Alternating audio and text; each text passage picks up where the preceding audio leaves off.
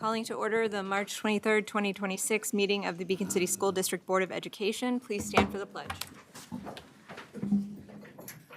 I pledge allegiance to the flag of the United States of America and to the republic for which it stands, one nation, under God, indivisible, with liberty and justice for all. Vicki, can you call the roll? Here. Here. Mr. Lewine? Here. Ms. McNair? Excused. Mr. Shutter? Here. Ms. Hewer? Here. Ms. Stadler? Here. Matt, can you review the fire exits? Exits are in the back of the LGI. Thank you. First up tonight, we are introducing Beacon High School's valedictorian and salutatorian.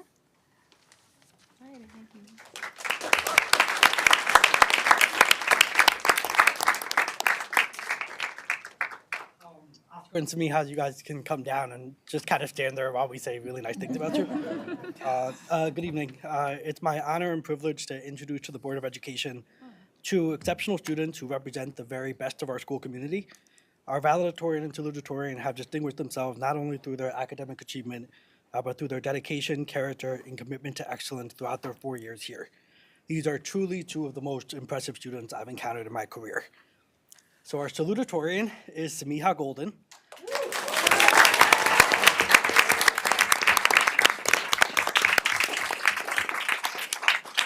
Samiha will graduate with a weighted GPA of 104.6 across an impressive course load that includes 12 AP or DCC courses. Samiha is our student body president, the president of the Triad Music Honor Society, and the vice president of the Beacon Players, which are well represented tonight, through which she has starred in every production we put on since she's been in high school. Samiha is a member of the National Honor Society and the mock trial and debate teams, for which she has received multiple awards at county competitions. She's a member of our girls varsity basketball team, and she also helped to revive our school's environmental club. She was a finalist for Questbridge and a semifinalist for the Gates Scholarship, and she's been accepted to a truly incredible list of colleges. She came in this morning and told me the list of schools that she was accepted to at the end of last week, and I told her, oh, the pressure's finally off, and then she said, not quite, because she still had to make a decision, but lots of great schools to choose from, so congratulations to Samiha.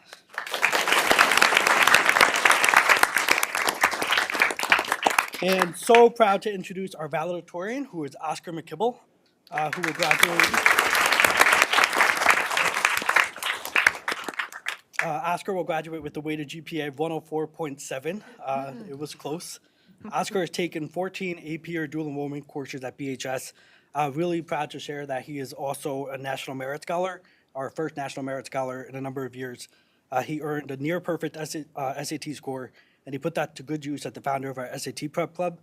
Just anecdotally, I've had just a ton of students come up to me the past couple of years and say how helpful Oscar's prep sessions have been, and how grateful they are that he volunteers his time to support his classmates in preparing for that really challenging exam. Oscar is a member of the National Honor Society, a member of our math club, through which he twice qualified for sectionals. He's a part of our jazz band, our pit orchestra, our pep band. He also qualified for NYSSMA area All-State as both a junior and a senior. Quietly determined and genuinely humble, it's fitting that Oscar planned to pursue a career in public health. Congratulations to Oscar.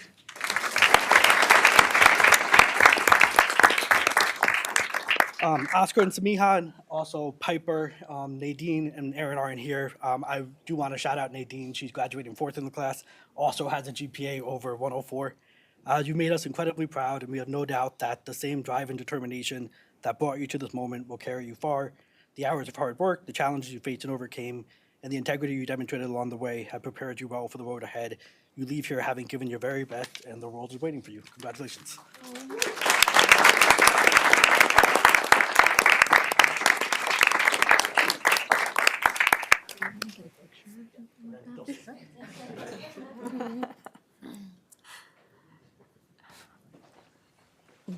Yeah. I wanted to just say congratulations to Oscar and Samiha, and I was hoping that you guys might be willing to come and take a picture with the board. I mean, you guys are the reason we do this. Is that this is about the students, and I couldn't be more proud. I'm sure the other board members agree and would love to take a photo. Right up here? Yeah, right up here.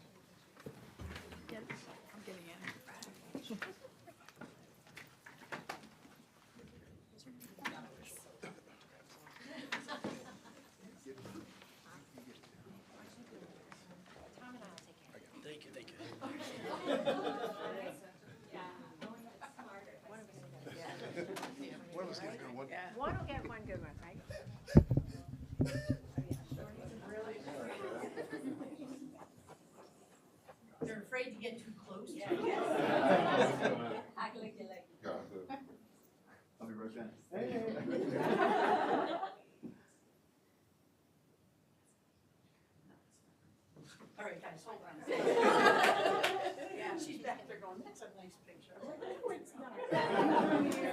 You come up here. Oh, this is great. You come over here, sorry, I'm gonna push you aside a little bit. Right next to it, right next to it. Right next to it. All right, you're tall. So you're right back here. You're too beautiful to be back there.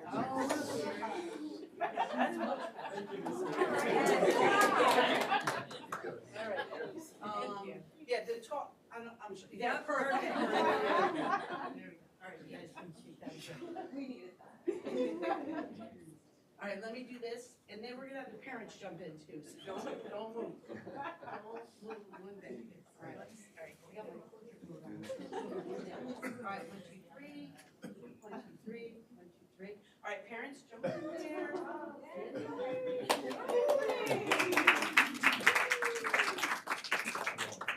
Go ruin my picture, balance it out. There.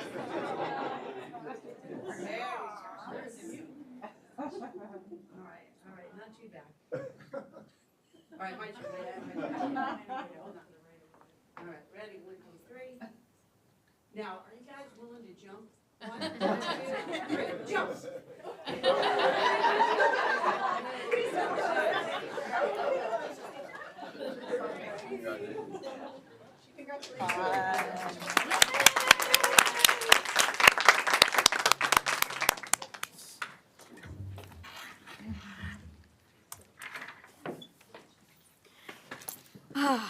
Okay, that was a really good way to start a meeting. Yeah. All right. Again, congratulations. Fantastic. Such a great way to start a meeting. Next up is open to the public. Does anyone have a public comment that they would like to make? Seeing none, we will move on to our workshops. Our first workshop for the night is the technology budget update, or nope, sorry, facilities budget update. Jesse, you want to come up? And just before Jesse starts, Yes. we're doing things a little bit differently this year in that we have several departments going tonight. So I've asked them to go, fairly quickly. That does not mean you ask as many, ask all the questions you have. If we don't get them answered tonight, we can answer them in the future. So I just wanted to say that, ultimately, there's no time limit. We can go for as long as we want tonight. But I did ask all 4 of the presentations to be, or 5, I guess, right, to be a little bit on the faster side than normal. All right. Good evening. My name's Jesse Morell, the Director of Facilities for the district. So this upcoming year for the Facilities Department will be busy with the construction phase of the capital project from 2024 beginning. Once it is complete, we'll have improvements to security, our general dependability of systems and the comfort throughout the buildings will be improved. But to get to there from here, there's a lot of challenges along the way.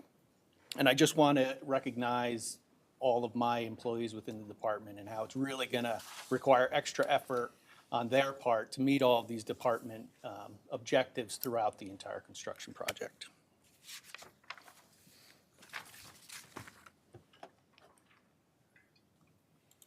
Taking a look at the proposed budget for next year, we are experiencing a lot of cost increases in the areas of equipment parts, cleaning chemicals, custodial supplies. Pretty much across the board, we're seeing some increases. So what we're looking at is approximately 1% increase in contractual, 2.3% increase in supplies and materials, and roughly 7% in salaries. Equipment will remain the same from previous year. So our objectives for this year's budget is to control costs where possible and maximize the benefit of the money we do spend. Controlling costs, when it comes to custodial supplies, for example, we have a fixed amount of space. So from year to year, we use approximately the same amount of supplies. But what we do from year to year is use cooperative bidding, so we know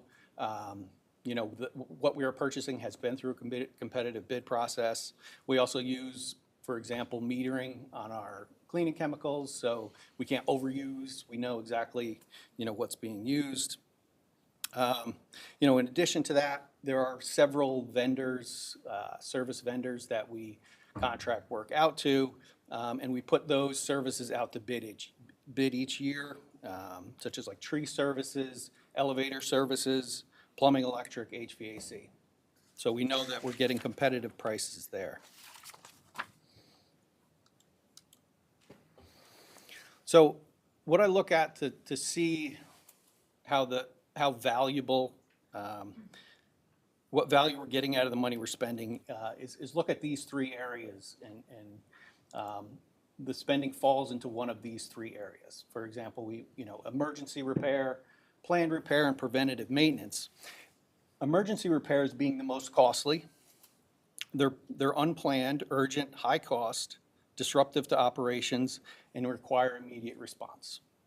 Where a planned repair is scheduled, lower cost, it can be aligned with the life cycle of equipment. We know approximately this piece of equipment will last for 10 years, so we can anticipate and we can schedule it. And it's less disruptive than the emergency repairs. Finally, preventative maintenance is routine, reduces equipment failure, lowest cost of the three, prevents failures, and it can be planned in advance to avoid any disruptions in building operations.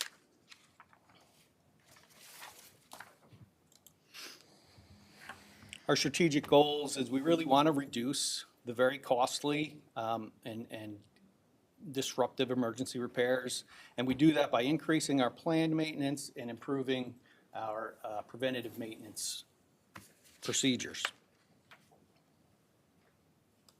If we look back over the last few years, red being the emergency repairs, and we look at all of the money spent to vendors, we see that in the 22-23 fiscal year, we had 82% of all the costs were on emergency repairs. That reduced to 62 the following year, and it was down to 33 the year after that. So that's showing our efforts in preventative maintenance and planned repairs are really moving us forward rather than just constantly reacting to failures.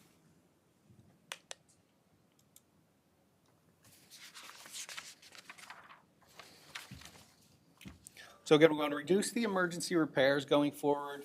The increase in planned repairs, some, inevitable will be very costly, but if we know ahead of time when we need to make them, we can even build them into capital projects in the future rather than scrambling to find the money to replace very costly failed items. And, obviously big part of that is preventative maintenance and making it a priority, moving us forward. I know it was kind of fast. Transitions were a little rushed, but is there any questions? Can you talk about some of the biggest examples of like a preventative maintenance versus a planned repair? Like Sure. the real big ones that you have to deal with on an annual basis? Yeah, so there's wear parts on all of our mechanical systems, belts, bearings need greasing, filters need changing. When that's neglected, you end up losing more expensive parts. Motors burn up, fans, fall apart, and then, you have catastrophic failures. And that can extend all the way to our grounds equipment, maintaining our vehicles. Simple thing is changing the oil in a mower will extend the life of it decades. Or you could lose a brand new, $50,000 machine in a few years if you don't stay on that preventative maintenance. The trick is the emergency repairs require immediate action. So you really have to make it a priority to get these preventative maintenance things done because it's easy to let your entire time be consumed by putting out fires. Any other questions? This is a great bar graph. It's very impressive. Oh, thanks. Yeah. Okay, thank you. While you're, Jesse, while you're up there, sorry. Sure, yeah. Could you, we have like over spring break, right after, we have a communication going out just about the capital project. Could you take just a second and just kind of remind us all what's happening this summer? Because we have a lot going on. Sure, yeah, so we're having the chiller replacement here in this building occurring right now. It's happening second shift and on breaks. That will immediately transition into boiler replacement. The entire heat plant will be replaced as soon as we can shut the heat down for the season. So that project will continue right through. We'll be putting out, well, let me start with what we already have out to bid. The boilers at Glenham will also be replaced as soon as the heating season's over. So that's out to bid, already awarded. We're going to be putting the vestibule project out to bid. And those are at five of our 6 schools. Yeah, so that'll be in every building except Glenham, where we already did the vestibule there. We are getting prices currently for fire alarm systems throughout the entire district and PA systems. So we're reviewing those proposals. That we're probably gonna do on a cooperative because there's vendors that have already gone through a bidding process and they can offer their service without us having to go to bid. What else do we have? Softball and baseball field. Baseball, yep, right. that again, approved from SED. That's, we haven't decided yet. We're reviewing some preliminary proposals. We may have to go out to bid, but we do have the option of going with a vendor on a contract already. So that would expedite the process a bit. And then the last one is our beginning of the air conditioning work starts at South Yes, Avenue. yeah, so that design work has been done. exciting. Yeah. So the cooling centers and then possibly some additional classrooms. So I just am always, because a little bit later, we're going to talk about the overall, tax cap number and the tax levy. This work is feeding into that. It will be for the next couple of years. And it's just really incredibly vital work for the upkeep of our buildings. We were just reminiscing today about how we had to do extra half-days at the end of last year due to the heat. I forget exactly what was going on. It was like a heat warning for 4 or 5 days or whatever. So we won't be able to fix that right away. Like the air conditioning will kind of come over the next 3 years in our elementary buildings, but it's going to be a huge improvement along with all the other things going on. Jesse really plays a vital role in all that capital project planning and managing, and it's going to be another busy summer. It is. Yeah. We're ready for it. Thank you. Jesse, with the baseball, Yep. I was under the assumption that work, is that work going to be starting this summer, late spring? That's the plan. Okay, all right, That's- okay. Yeah, yeah. Summer, all through next year, right, yep. Right. Yeah, And then at it may not be ready right at the beginning of the softball, baseball season, but at some point during that season, it should be. Right, we have some natural turf going in, and if it gets in early enough, maybe it Right, starts to okay. grow and we can use it right away in spring. But those things really need to line up perfectly. Okay. Okay, Right. thank you. Thank you so much. Okay. Mike, you have a lot of switching of slides tonight. Next up is our technology budget update. Good evening, everyone. I'm Vanessa DeFonts, Director of Technology and Data Systems. Okay, so let's get started. So I'm going to just talk a little bit about our organizational overview, some of our accomplishments, and things that we have projected to look forward to in the next couple of years with our technology projects. Okay. So basically, in our department right now, we obviously have a director of technology, we have an assistant director, a network analyst, a network specialist, we have 4 information service specialists, and we're onboarding, hopefully soon, a microcomputer software specialist and a data coordinator. Just to briefly tell you a little bit about what these positions do. Our informational service specialist really is like our front line. They answer tickets daily. They do a lot of Chromebook repairs. There's projects that we ask them to be part of. They're visible in the buildings. Our network staff, we have the 2 positions, basically handle our infrastructure and do a lot of focusing on, our firewall, our cybersecurity. And then our microcomputer software specialist will be taking on the role of kind of the back end of Power School, writing different reports for us that we can export. There's just like a lot of intricacies and things that go into running our student information system. So they'll be helping out with that. And all 3 levels take care of our ticket system as well. And I'll go into that a little bit as I move through. So this is just kind of showing you a little bit about the kind of tickets that we see daily. Last year, the totals are obviously up there on the chart, but this year to date, we're seeing a large number of tickets coming in every day. Just kind of supports, the need for our front line of defense that we have down there. Our network people really handle tickets more that have to do with things like our printers and printer setup, firewall issues, unblocking sites for teachers when they need to use certain things with students, keeping sites controlled for our students so that they are safe, obviously. They do some work on our phone systems as well. Our desktop tickets are more geared towards things like, Chromebooks breaking, students breaking, a key fell off, or screen repairs. They help with our onboarding process, getting our new staff members set up.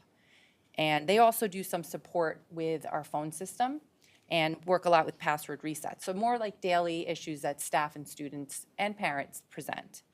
Our data management tickets are more geared towards things like Power School related. Teachers need gradebooks open to adjust a grade. We need honor roll run. So that's what data management tickets look like. And then parent support is more dealing with the parent portal. There is some overlap with the different levels of our staff and what they can kind of take on and help support. Okay, so now I want to just talk a little bit about a lot of accomplishments, actually. I was thinking past this year and thinking, wow, we've really done a lot. And so I want to share some of those, highlight some of that with you. So we did have a cybersecurity external audit this year, and from that came a lot of recommendations to kind of secure our infrastructure and protecting our staff and our students. So far, we've really met with a lot of their recommendations. So we've accomplished things such as deploying our internal firewall. We launched a phishing training for our staff that we're fully into right now. Implementing some multi-factor authorization for different programs that we have and different levels of staff. If somebody, like, for example, I have to make sure that I have multi-factor authentication just to even get into my computer because of the level of security that I have. And then we are starting our penetration testing in a couple of weeks as well. So these are all recommendations that came from our audit. Then when you look at Symmetric, the NIST review, so basically we have a list of policies and procedures. They're not board policies, they're technology policies that we have been working with consultants to review and make sure that we're documenting what we're doing and making improvements to our plans within technology. And from that came our governance team. So we have a group of staff members. We have teachers on this committee, administrators, and basically what we need as a technology department is sort of like boots on the ground. So we need people who are speaking with staff every day, speaking with students every day that can help support what we're doing and help facilitate understanding of what we're doing and why we put certain things in place. So we've already met several times with our governance team. The AI task force is something that we started this year as well. The library meet as specialists because they are kind of our front line of technology in the buildings. Dr. Ricindo O'Neill and I meet with them every month, along with Mike Adamczyk, the assistant technology director, just to kind of get input, how things are going, offer them support. We've given them kind of cheat sheets on how to handle first line of defense when there are technology issues in the building. They've also played an integral part in trying to select our interactive panels that we need to replace, and I'll get into that in a little bit later. Phishing training, like I spoke about, is something we've accomplished. With visibility, we have a rotating schedule for our staff that they visit the elementary schools and Rombaugh, because we're housed here, weekly. E-waste is getting rid of like old devices. We've accomplished that this year. Our phone server upgrades so that we could extend our support because we're not quite ready financially to upgrade our system yet, but that's down the line. And our staff Wi-Fi as well. We've really worked hard to kind of lock things in and secure things better. See, I told you there was a lot. Our switching project, that is our wireless access points, so we had to replace that. So we accomplished that this year. We accomplished replacing our backup battery, which powers our network center. We always have to do Chromebook distributions. We've upgraded laptops for our staff to Windows 11. I already talked about the firewall. Something else we were able to do was to purchase Ozobots for our library media specialists this year, which was nice, to get them a nice new class set, and along with the tech teacher at Rombout. Okay, so like kind of looking forward now to next year, not to next year, to the year after for 26, 27. A lot of what we have to do when you see things listed are because things are coming end of support or end of life. So, because you know technology just moves so quickly. So we're looking to replace the interactive panels at the elementary level. Again, with Chromebooks, I'm going to get into it a little bit more when we get to the budget. So I'm going to kind of skip that for now just to talk about how we're looking at that a little bit differently. We're also this summer going to be working on replacing our access points. So we're funding a lot of that through E-rate this year, but basically that's our wireless upgrade in every building in the district. And our RICO refresh, basically our lease is coming end, and we have to just start to prepare for that. And then for the year after that, a major project is our VX Rail replacement. So our VX Rail is basically a giant server. It's the backbone of our infrastructure. And in the past, we used to have physical servers for everything, and now it's all in one location. So that's going to have to be replaced in 27, 28. And again, completing our interactive panel replacement. Can I just real quick, what's Yes. an interactive panel? Oh, like a smartboard? Thank you. I thought so, but I just Yeah, wanted to. Smartboard is a company, so Got we it. actually are, looking at just have to- different companies. yeah, Yeah, stick so right that's next what to it it. is, yep. Panels. And again, so in technology, because everything moves so fast and, costs are really high in technology now as well. It's been like a huge uptick in pricing for all technology now. We have to kind of look at the bigger picture, and that's why I wanted to lay out the next couple of years. So we have to prioritize and kind of pick and choose which projects we're gonna take on each year. So I'm gonna just show you. There are some increases for next year. So if you look at our hardware line, the bulk of that is for our E-rate project. So it's the access points that we need to purchase to be able to upgrade our wireless. So that E-rate basically means that we're going to be refunded a large chunk of that. And that is reflected down on the E-rate reimbursement line. That comes out of what we have to pay up front for hardware. Let's see. Contractual expenses, we're considering, this may or may not happen, we're really looking to find like a hub for parents to have one location, a platform where they can access everything from one place, where you will be notified, instead of through Blackboard, it would come through this system where you can access grades, communicate with staff. So we're looking at a program that houses all of that right now that works nicely with our student information system. So that's why there's an increase there. Supplies and materials, again, increasing costs, and here's where I'm gonna bring in the way we're looking at Chromebooks a little bit differently. So we're looking to appropriately have, appropriate screen time at different age levels, right? I know that's a huge concern. I know I, as a parent, am concerned as well. So what we're looking to do for next year is K1 will have shared carts. So, they'll share between classrooms, and they'll use the Chromebooks in class as necessary. Grades 2 and 3 will have class sets, class carts. So the Chromebooks won't be necessarily assigned to a student, and they won't go back and forth. They will remain in the classroom. And then grades 4 and 5 will keep the one-to-one model. So this year, we were able to take some of the money from our budget this year and purchase 250 Chromebooks now for next year, before prices start to really skyrocket and potentially supplies run out. So because of that, you can see the lower adjusted rate under the BOCES line, because that's typically where we purchase our Chromebooks. So that's kind of just explaining, all those numbers up there. Are there any questions? On the supply line, it goes up like $90,000. It's on the supplies and materials. Is that like a toner? Like what's No, supplies and? So for that increase, because we're gonna be using we need charging, if we're gonna keep Chromebooks at school, you need a charging cart, right, Okay. for the classrooms? So that would cover the cost of the charging carts that we would need. Okay. Yeah. And the savings on that is in the other line where it goes down from 900. Right, it's like a little bit of a shift because we were able to get the Chromebooks now, so, yeah. And are you buying, you're getting less Chromebooks too? Because some of the younger grades are We are sharing. actually, yeah, less than we typically get, yeah.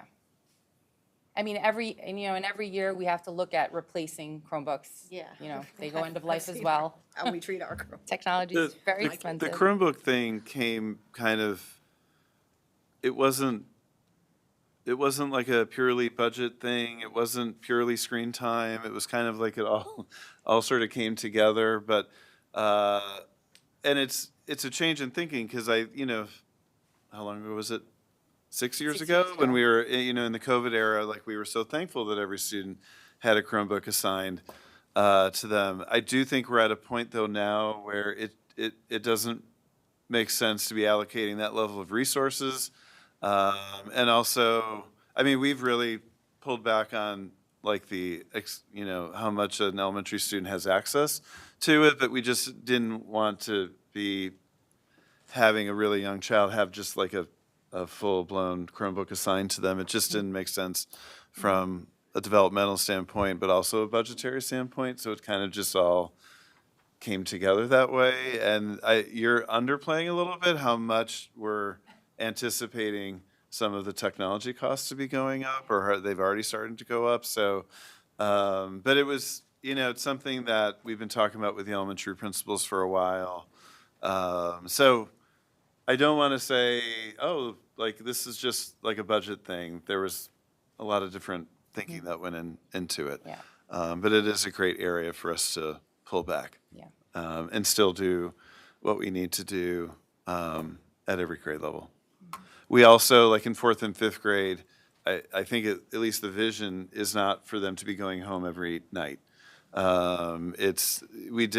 Principals spoke with those teachers, and there are times when kids are working on a project or they need extra time to do something that the Chromebook will go home.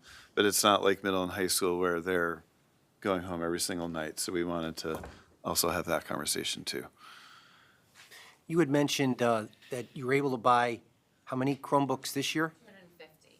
So was that budgeted money for those 250, or where would the amount was that like a line, was something else, was that purchased and something not purchased? That seems like a lot of money to me.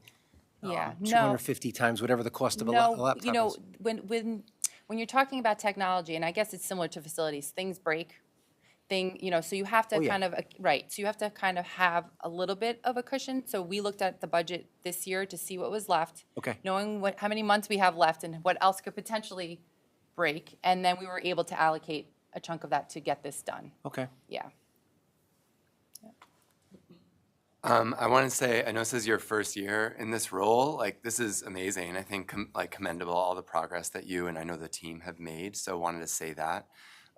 It's really helpful to hear like the priorities beyond like making sure the infrastructure keeps going. And the two that I heard were like rethinking how elementary schoolers use Chromebooks and thinking about how parents have access to services. Are those like the two sort of priorities beyond keeping things running and secure that you would say you're thinking about in 26, 27, or is there anything else? I think for sure the parent communication part of it, for sure. And yeah, I mean, and that's not just me in isolation. Obviously, Dr. Landau, everybody involved in the education curriculum, part of it has a say in how we're looking at the Chromebooks differently and screen time differently for students. I'm fortunate that I have an education background, so I can chime in. But to your point about how much we've accomplished, I have to give credit to the team because there is no way that we could have done it without each of them, for like seriously, and especially I'm going to say Mike because he's been here a long time, so he's very patient with me. He's back there in the corner. In the corner.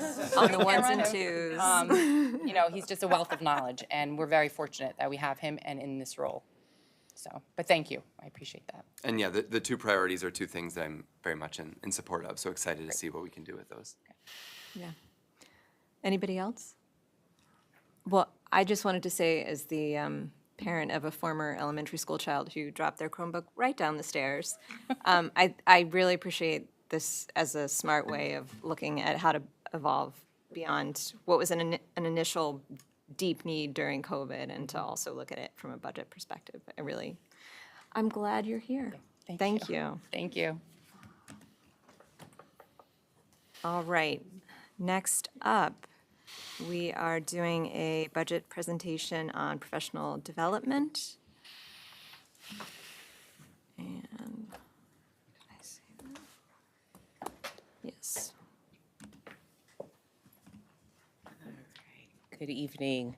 First thing, though, I have to say, I am not accustomed to being censored like this to 5 slides. I'm used to my 30, so I'm gonna, oh, okay. All right, so.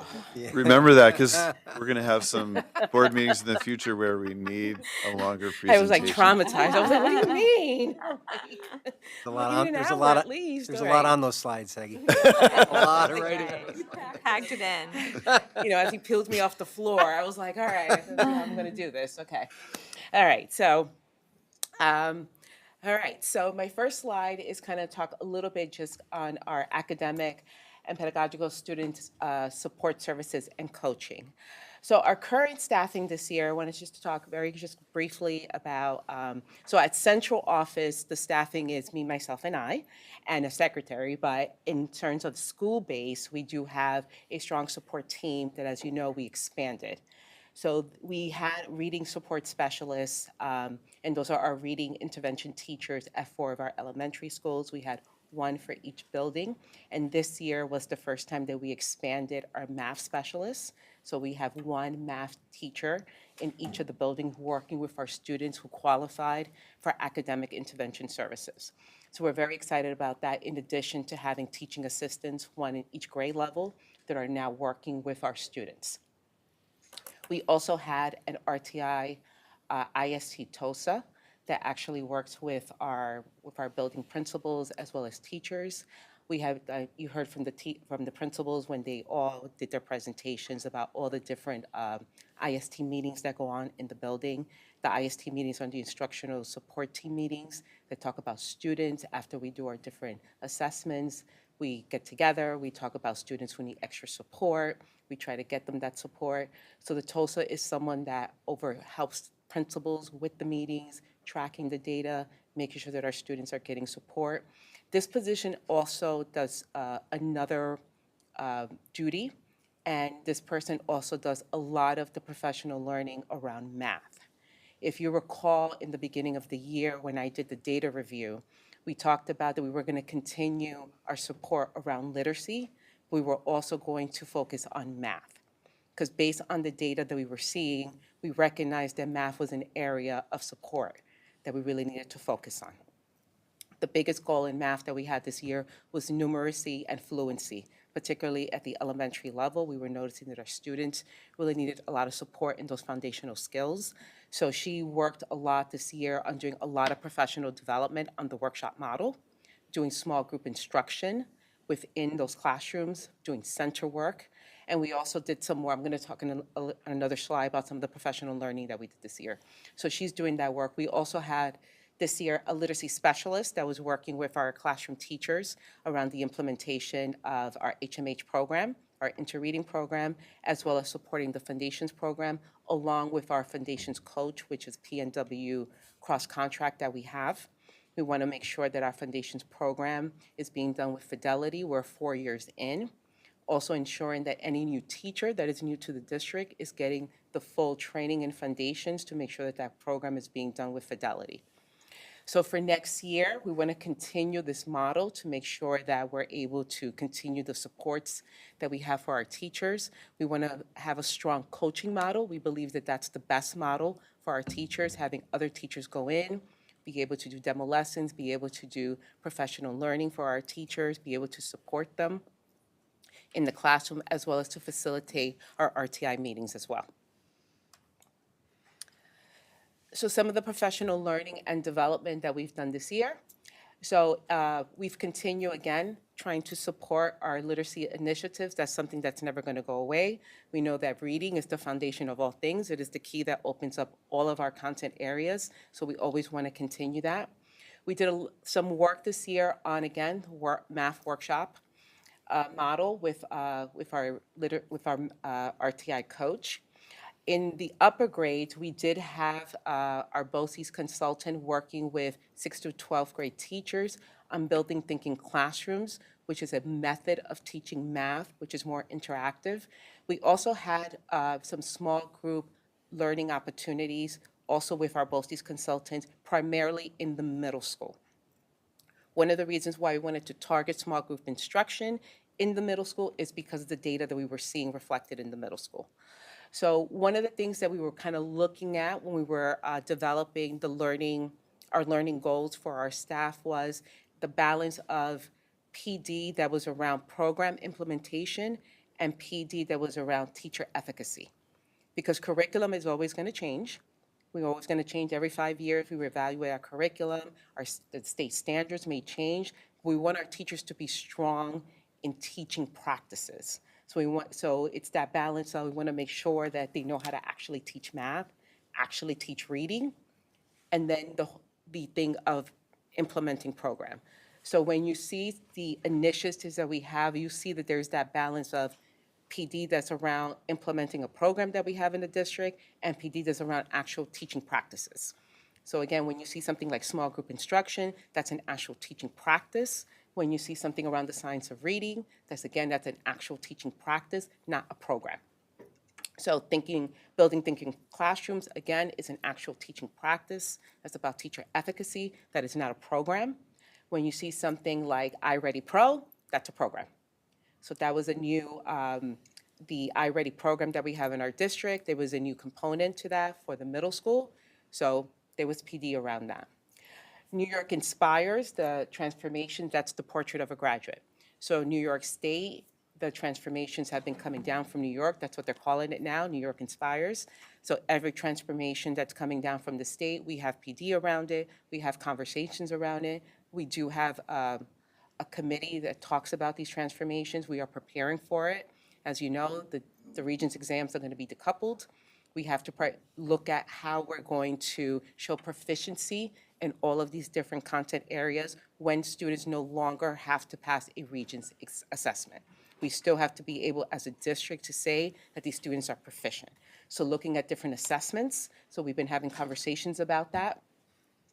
And also, our Election Day Professional Development Day this year was a regional professional learning day. We did that with DC BOCES as well as 4 other school districts. Next year, we do want to continue that. Next year, it'll probably be the entire county. So the districts that did not participate this year got jealous because we had such a marvelous day. So next year, all the other school districts and Dutchess will be involved, which will give our teachers an opportunity to go to other districts to have even more sessions, to have a day of professional learning. So that's really exciting because that was a really great day for our teachers who were able to go out. We believe that it's great to be able to kind of leave Beacon and talk to other folks in other school districts, get ideas. You know, sometimes it's good to leave the nest and learn from other places.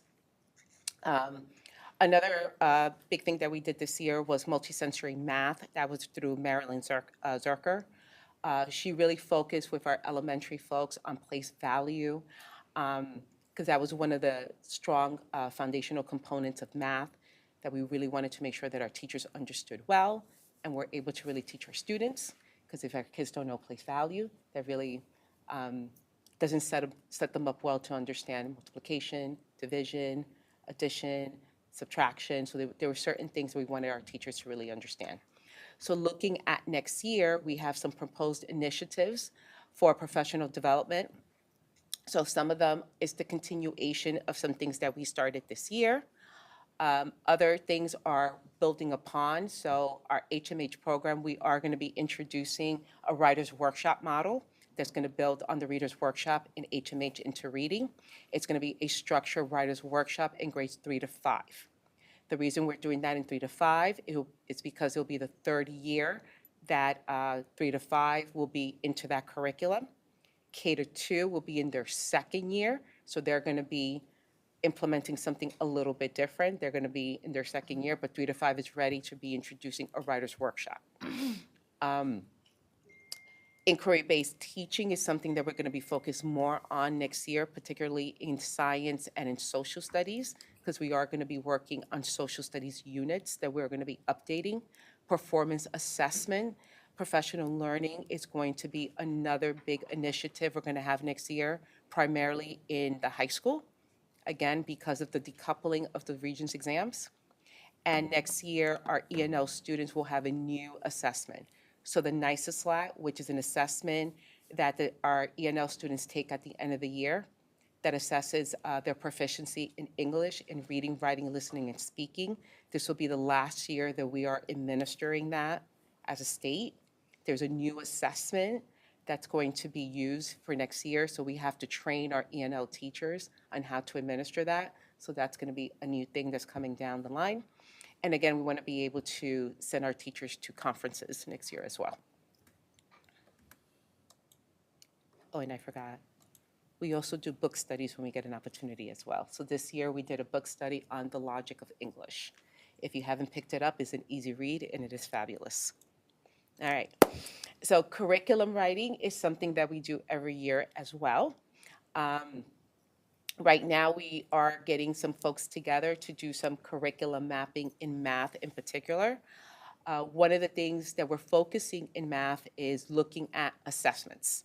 We want to look at our assessments to see if we can expand and, number one, make sure that they're actually aligned to the standards, ensuring that they're not just assessing skills, but actually assessing concepts. And ensuring at the elementary level, we want to make sure that the assessments that we are creating have rubrics attached to them, but also that all the teachers are using them at the same time. So there's going to be a calendar. So then where report cards go around, everyone is using the same type of assessments to grade. So there won't be any difference between any of the buildings. So a 3 that is given in one building means the same thing as a 3 given in another building. So we want to make sure that there's pure alignment and cohesion with that. So we have a committee that's going to be working particularly on that. In social studies, we have social studies units that we created a couple of years ago that do have to be updated.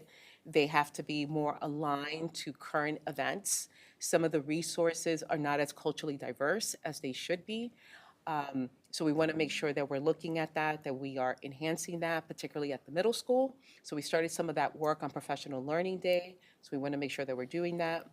Every year, new courses that are proposed for the high school, we always give them an opportunity to develop units of studies for them, because that's important. And also opportunities to revise any courses that need revision. So we always make sure that we do that as well. Same thing with our curriculum mapping in our HMH interreading. So the reason that we do curriculum mapping is to ensure that we have a pacing map so that everyone knows which modules to do throughout the year and which assessments to administer. Again, for next year, we want to continue that. Next year, what's going to be crucial is if we do the 9-period day at Roundabout, any new courses that are done, because of the 9-period day, we do have to provide them hours for curriculum mapping because they have to develop units of study. We cannot run a section if we don't have an approved curriculum for it, and we have to make sure that it's aligned to the standards. Next year, one of the things that we have to ensure that we're doing is that we are embedding climate education into our science curriculum. So there are certain bands that the state is saying that we have to ensure have some kind of climate education. So that's K4, 5-8, and 9-12. In K4, in K4, we're not worried because we have Science 21, and Science 21 already has units that cover us in terms of climate education, causes of climate, solutions to climate. We already have that as part of our curriculum. In the middle school, I think we have that covered. We want to make sure, though, that we're not just doing the causes, but also the solutions. So we have to make sure that we are looking at that. And then in 912, we have to make sure that we've embedded all three of those topics within the science classes. So that's a requirement of the state. It doesn't have to be a standalone class, but it must be embedded within those bands, those grade level bands. Right? And then specialized training and coaching. So this year, our K-2 teachers, this was the first year that they did the inter-reading curriculum. So this was their first year. 3 to 5, this was their second year, so they got training. We did continue training in Foundations K-3. Third grade implemented the program for the first time this year. We did have teachers go through the Wilson Level 1 reading program. And I want to explain a little bit about Wilson. So Wilson is, Orton Gillingham is a methodology of teaching students how to read that is considered one of the most research-based ways to teach students. So it's like the gold standard of how to teach students how to read, right? But Orton Gillingham is not a curriculum. It is a way of teaching students how to read. Wilson is a program. So it's a program that's based on Orton Gillingham. So what we're trying to do here is that you'll see in the proposed that we have Wilson Level 1 and you're going to see Orton Gillingham training. What we're going to try to do is for our special education teachers, we want teachers to either have a Level 1 Wilson training or Orton Gillingham training. So they're either going to be implementing the Wilson curriculum or they're going to be Orton Gillingham trained to make sure that they all have a background in Orton Gillingham. Because the teachers who are working with the students that need the most support should have the most specialized training. And the reason that we want them to have the most specialized training is because Wilson in particular is for students that are in the upper grades, and it is specifically a designed program for special education students, not for general education students. Unlike Foundations, which is part of Wilson, which is designed to be an Orton Gillingham-based program, but for general education as a prevention program for K-2, K-3. Wilson cannot be done with early childhood student. It's designed to be for 4th grade and up. So I just want to make sure that I wanted to differentiate that. So the reason that we implement Foundations is to keep students from being referred. We want to catch them before they struggle. So for us, it's part of our Science of Reading program. So Foundations actually hits 5 of the 8 components of the requirements of the Science of Reading, because it does phonics, it does phonemic awareness, it does vocabulary fluency, and it does the sight words that you need in a structured program. So Foundations kind of does all of that. And then letters, and if you remember, letters stand for Language Essentials for Teachers of Reading and Spelling. So that is a 2-year intensive training on how the brain actually learns how to read and how to explicitly teach reading to students. That is also a cohort of teachers that every year we send a small group of teachers to get trained, and that is also for general education teachers. So our goal is that we're trying to get a group of teachers to go through the letters training so that eventually every teacher in the district has the training, so that all of our teachers who are teaching reading have gone through the program. And then Science 21, again, for anyone who's new to the program, they would have to be trained. We want to continue building thinking classrooms, again, continue support for our small group instruction for next year, math workshop, and we are getting a new a software that's going to be housing all of our, right now, we do these IST meetings. We actually, after we give an assessment, these benchmark assessments like iReady, and we do DIBELS and all these different assessments, we actually have these massive data sheets where the teachers have to enter all of this information into these sheets.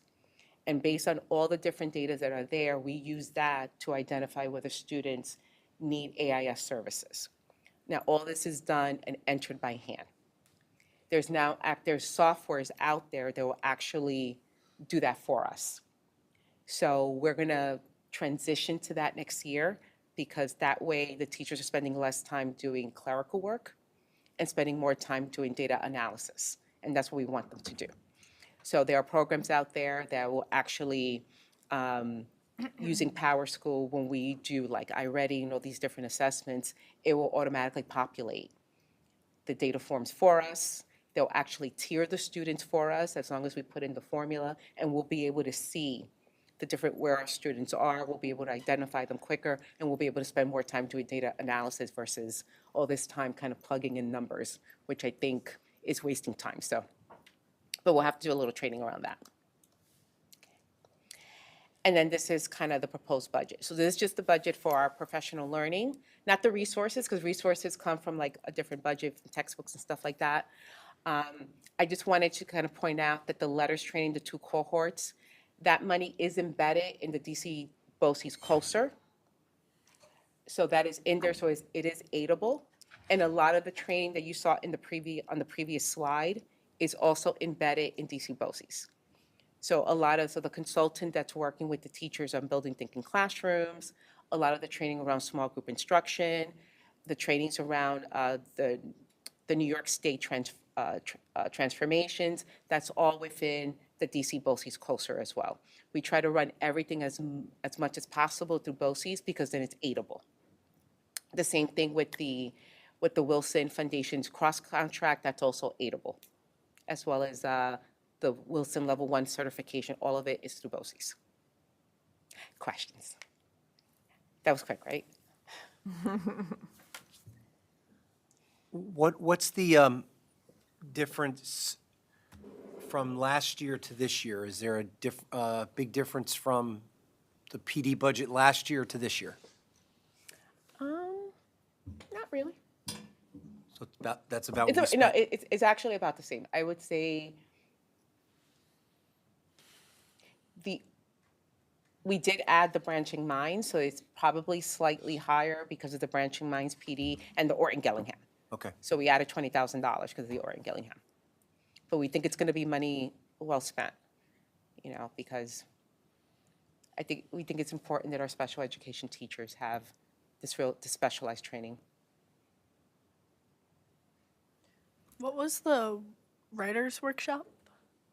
So the writer's workshop is a way to teach kids how to write. So it's part of the reading curriculum. And then also, you mentioned public speaking was being added to the high school curriculum, but it's not DCC public speaking? No, Okay. So it's just regular? I believe so. extracurricular. Mr. Dwyer would correct me. I believe so, right? It is DC, sorry. Oh, I was told that's not being offered anymore. And just so you know, there are courses that get approved and we write curriculum, they don't always run. So we approve them and then we just have them ready in case we're able to run them. So we make sure if we approve a course, we do have to have a curriculum. Sometimes we're not able to run them, but I make people write the curriculum so that we're ready to run them So it is being offered. in case, yeah. Good questions. I know that math is a goal. I think most of the things on this slide are reading, if I'm understanding right, except for maybe Science 21 and branching minds. Is there other money going to math, PD, and training, or how does that fit into the budget we're looking at here? So actually, under the DC BOCES is, so small group instruction, that's around math workshop is math, building thinking classrooms is math, it's all under DC BOCES. Got it. And some of the stuff, like the Wilson is also under DC BOCES. Yes. So just some of it is called out and some of it Yes, isn't. yeah. It would be helpful, I think, to better understand what we're getting through DC BOCES, not just for like this budget season, but just in general. We were reflecting on this earlier, so it might be something that I wonder if we could add to a board meeting we had mentioned maybe over the summer, something just better understanding like all of the things we're getting from DC BOCES, including in the PD category and curriculum, but also other stuff like technology and other things, just because we don't get a lot of visibility about what's what we're getting from DC BOCES, so. We had finance audit before this meeting, and one of the things that came up was every time we have a contract through PPS for even just one student, it goes through the board consent agenda, but like all of our cross contracts with a BOCES, DC BOCES or a different BOCES typically don't. So we are going to take the next couple of months just to pull together all the different BOCES contracts we have so the board can, and then figure out a way that the board can easily look at them Yeah, it's no problem, yeah. in some sort of board docs kind of way or something like that. So we'll figure that out. And also with DC, when you're a part of the group, when they offer PDs, what ends up happening, that anything that is offered, our teachers go, and it's not like we're paying it, like it's just you're part of the group, which is nice. And it's needed for us, so anything around math, like we send our teachers, and they offer a lot of things around math instruction on top of it, so. Any other questions? Anybody else? Okay. Thank you. I'm so sad, I already have to leave. All right. And next up, we are going to hear about the pupil personnel budget. Pupil personnel services budget. Thank you, Mike.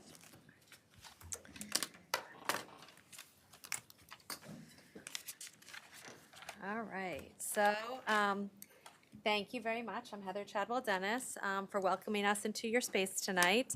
I have some staff members here with me that I'd just like to acknowledge. So Dr. Leah Raftis is here, if you could just wave your hand. She's Assistant Director for Pupil Services, as well as Christina Bartley, wearing the same color, look at that. Assistant Director for Pupil Services as well. I'd also like to acknowledge Joan Edmondson, who is sitting here. She helped with the budget and the presentation, as well as Suzanne DeCastro, who also is sitting here, who is one of our clerks.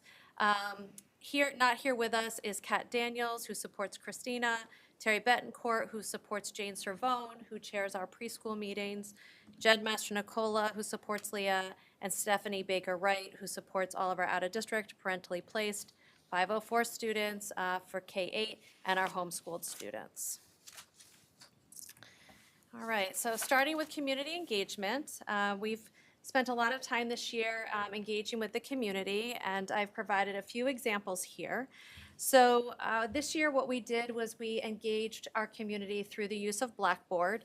So all of our parents who have a child with a disability receive an email from the department regularly.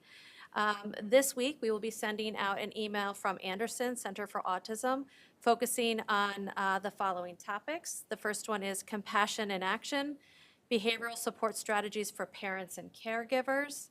The second is I haven't started it yet, helping parents understand and improve their child's executive functioning skills. The third is homework survival strategies, tips for families who struggle with homework. And we're exhausted, sleep issues, and autism spectrum disorder. However, we also have partnered, like I said at the beginning of the year, with the Westchester Institute for Human Development, who have a number of free offerings. And so we have sent out a number of opportunities, including transitioning to college, transitioning to adult services, and we've gotten really positive feedback from that. Just a reminder this year, the Hudson Valley Walk for Autism will be at the James Baird State Park on April 25th, and our families have received that notification as well, so everyone is welcome to join. The one in the middle there, we are on an indicator this year. It's indicator number 8 during the 26-27 school year. It's part of our state performance plan, and it is managed through SUNY Potsdam. What this is the New York State Education Department measures a parent engagement through a parent survey.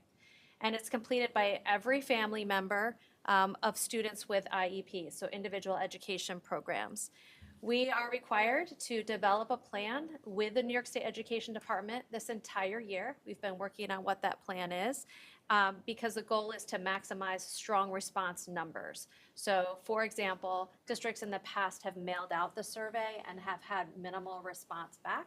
So looking at other ways to engage families so we get meaningful feedback. The feedback goes to SUNY Potsdam, and then they aggregate it for us or disaggregate for us and send it back to us and give us information on how to improve family involvement in the Committee on Special Education. So we're looking forward to that feedback in the 26-27 school year. The last piece here is we had in November 2025, the special education in New York State for preschool and school-age students with disabilities was published. It's a link here. I'm going to show you what the link looks like. It comes in many, many different languages, and it's downloadable. It's 30-some pages, so I didn't print it for all of you. This year when it was released, I was invited to come to the parent-teacher-student organization meetings where there were parents. Some of them, it was like craft night, and I was presenting during craft night and making, beaded necklaces at the same time, so it was a lot of fun. Explaining to parents what their rights are as far as referring their child to the Committee on Special Education. And also a highlight has been the virtual platform for the Committee on Special Education. When COVID occurred, it forced us into a virtual space, and virtually all of our CSE meetings at this point or 504 meetings are attended by a family member, which is really remarkable. So we interact with a lot of family members across the district. So starting a little bit with our preschool, I'm going to start with our littles and work our way up. So we're currently serving 93 students with IEPs ages 3 through 5 years old. So generally, they transition into the programming just before their 3rd birthday. If they do not have a meeting before they turn 3, so 2 years, 11 months, they're at risk of losing services. So we very closely track and monitor the dates of birth of our littlest littles to make sure that we are working with early intervention and we're able to transition them in. Currently, 17 students are pending evaluation through the Committee on Special Education preschoolers, and those evaluations are done at the county level. But the district is responsible for ensuring the timelines. We're expecting about 55 students to transition into kindergarten this year from preschool. We are excited to share that we have reestablished a CPSE transition team. So that team includes administrators, general education and special education teachers, chair people, clerical support, and related services. So what this team does is we've met about 5 times between December and February. Our first transition meeting was February 24th. It was a very exciting day for our department. So various team members would go out to the sites listed, and you can see they're here. Sargent, the SKIS program, which we've talked about previously. It's our preschool program in the county. It's a 4410 program. Mid-Hudson Regional Early Learning Center, which is located here in Beacon. Astor Poughkeepsie, Astor Beacon, Astor Abilities First in Hyde Park, Abilities First in Hyde Park, Abilities First Myers Corners and Wappingers, Abilities First ELE, which is in New Windsor, and Easter Seals in Carmel. So these are all locations where we have preschoolers who need a specialized classroom. So all of these children that were in these programs were visited by 2 or 3 people from the team, and then those team members came back and met with the receiving school to give the information to the receiving school. And then at those meetings, we coordinated the preschool providers and then also the school district, the school building that would be receiving the children, so that it was a smooth process. We're just in the beginning. Like I said, the first meeting was February 24th, so we're going through that. The feedback we've received is very positive. We've also been able to go out to some of the daycares in the area as well, and the feedback has just been really resounding about building community larger than just in our 4 elementary schools. The recommendation for the special class in the integrated setting, the preschool at Sargent, is to continue, as that has been instrumental in ensuring that our children receive appropriate services. And at the bottom, there's also a link here. I'm not going to go through it, but I developed a PowerPoint, which was again sent out to all of our families on how to transition children from preschool into kindergarten. It's a big transition from being in a preschool program into a kindergarten program. And there's different rules on preschool than there are on the Committee on Special Education. So this PowerPoint just goes through what parents can expect. At the elementary level, we are recommending 28 special education teachers and 18 related service providers to support programming across the 4 elementary schools. These providers also, including the special education teachers, provide support to parentally placed students.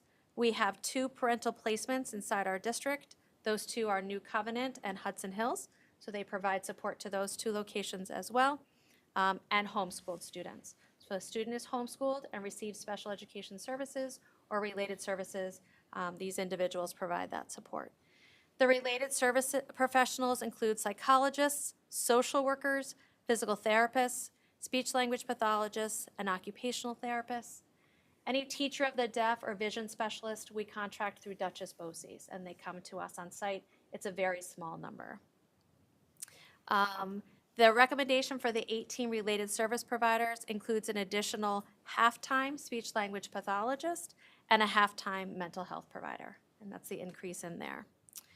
Currently, we have 247 students with individual education programs, with an additional 51 students receiving 504 accommodations. The difference between these 2 is that the students who receive the 504s, the governing body there is the Office of Civil Rights, and those are all general education students, but they receive some accommodation plan.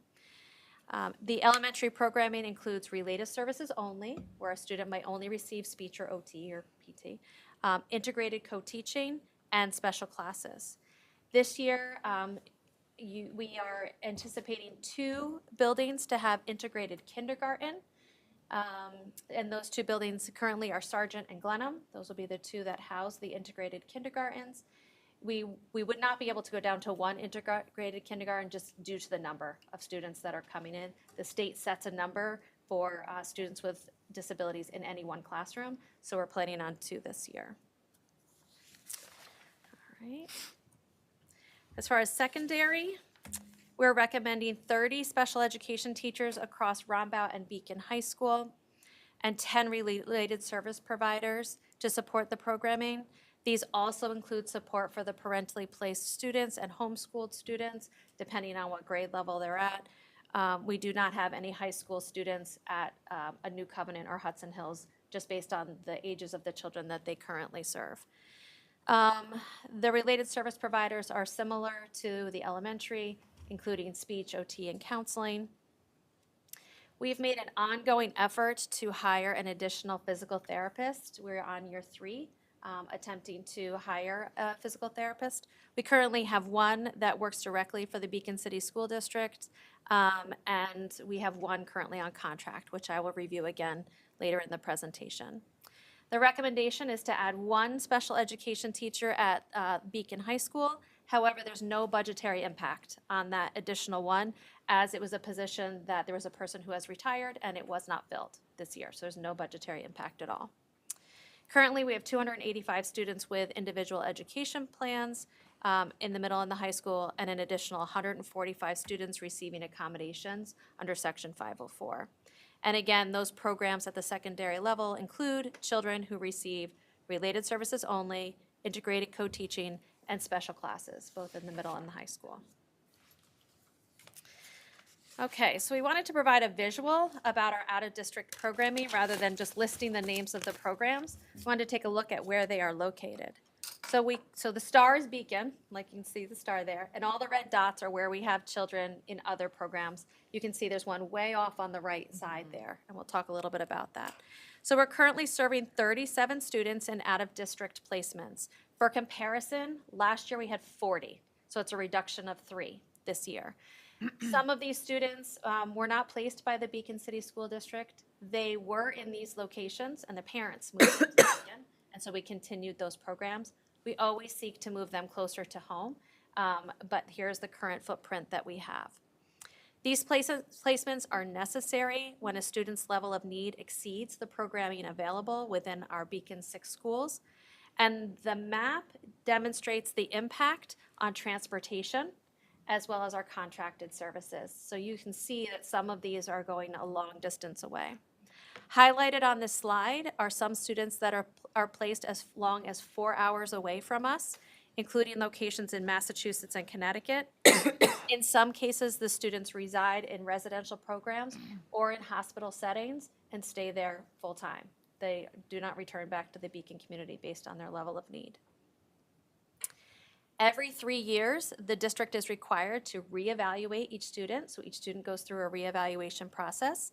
And our psychologists travel to these locations to evaluate them and observe them in their classroom setting as required by the New York State Education Department.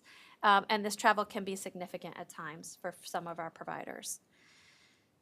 What is amazing about these programs is they maintain very open and ongoing conversations with our department. They communicate with us very, very regularly because generally the student level of need is very high, and our goal always is to return the children back to us as close as we can have them come to us.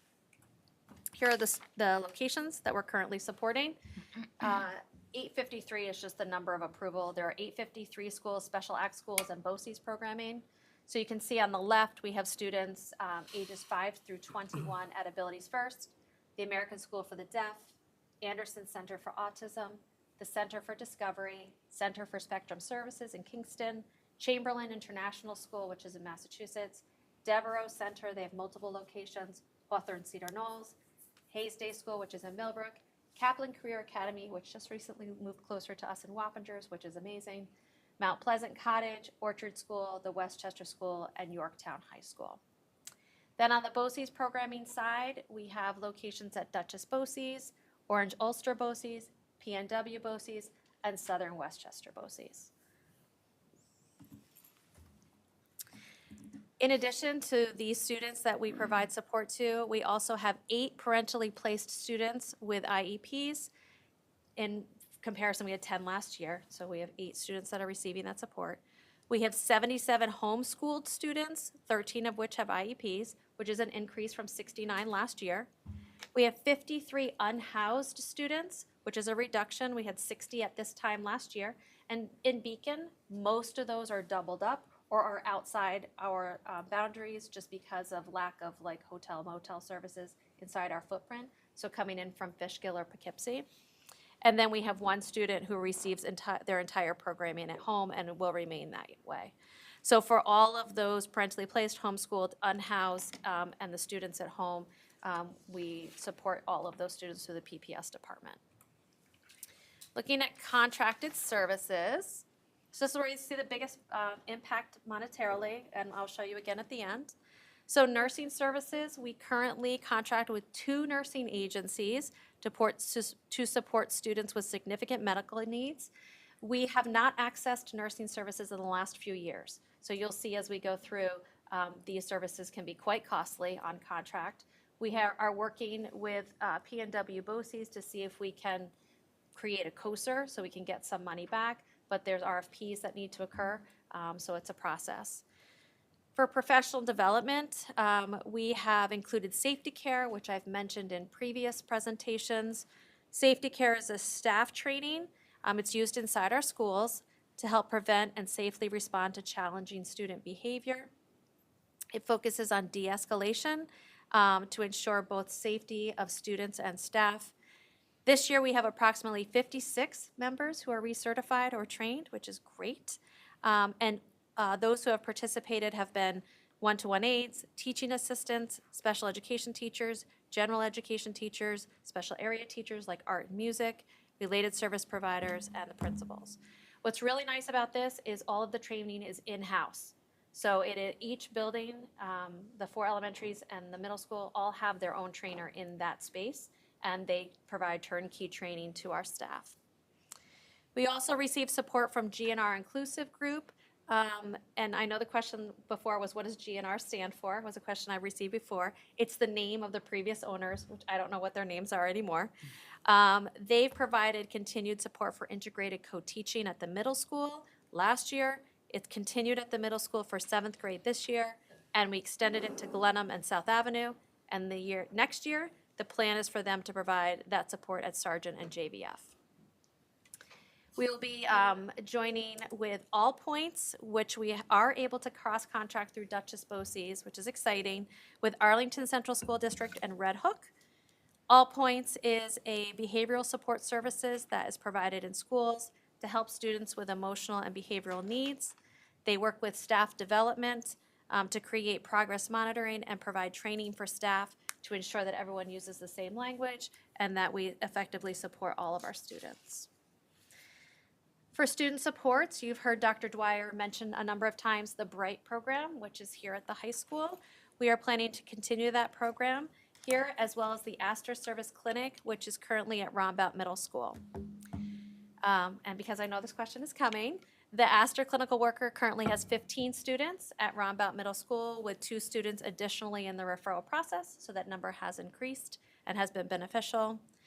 They have reported that they can work with approximately 28 students on their caseload, and so we've anticipated that they will continue to provide support over the summer, which we have never had in my time, 4 years, mental health support staff over the summer for our children. If there's ever, because remember, it's a clinic, so if they're in one of our buildings and they happen to have a clinic visit and the student is from Poughkeepsie, let's say, it's a virtual visit. Only Beacon students are provided in-person mental health services that will continue over the summer as needed. I spoke with Dr. Dwyer, and we're considering extending this to the high school as well, but it requires the Office of Mental Health to approve our floor plans. Like, that's one of the things and it takes about 3 or 4 months to have that approved, so we're starting that process to consider whether we can provide that at the high school. Learnwell and Four Winds Hospital are both temporary hospital placements, and when the children are in those locations, they receive tutoring services, and the tutoring is reimbursed through the Pupil Services Department. Parent counseling and training is required by the New York State Education Department. We are in partnership with Anderson Center for Autism, which I had mentioned earlier. There'll be an email that goes out to families that provides that additional training. For related services, we have ongoing contractual needs for a range of related services to support the students across our district. Therapeutic Horizons specifically services homeschooled students, not all of them, but some of them. And they also provide our contracted physical therapist, which we, again, like I said, we're still seeking to hire one more, and then that contract would reduce. Hearing Works supports our children who use FM systems, and what that is the sound amplification in the classroom.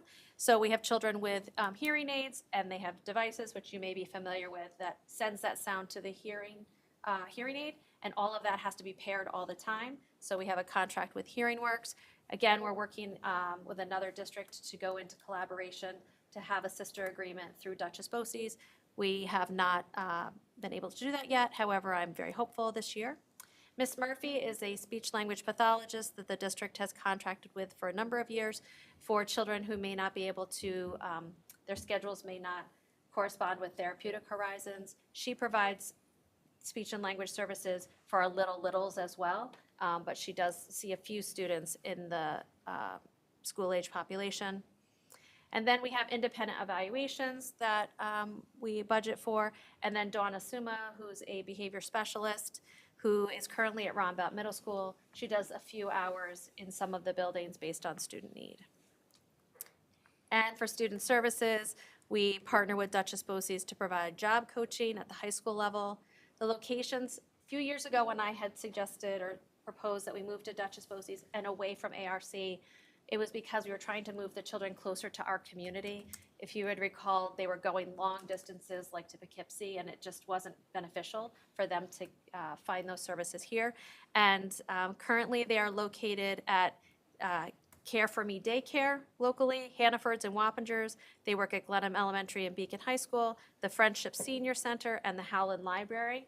And I have to tell you, the pictures that I get regularly are the most amazing and joyful pictures of seeing our children work in our community, because the goal is for them to continue to work in our community after they graduate from us.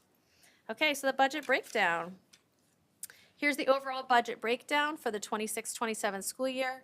We've worked really diligently to provide a budget that's fiscally responsible as well as future focused. So if you look at the BOCES across the top, that's the proposed budget, and then the increase or decrease is in the right-hand side.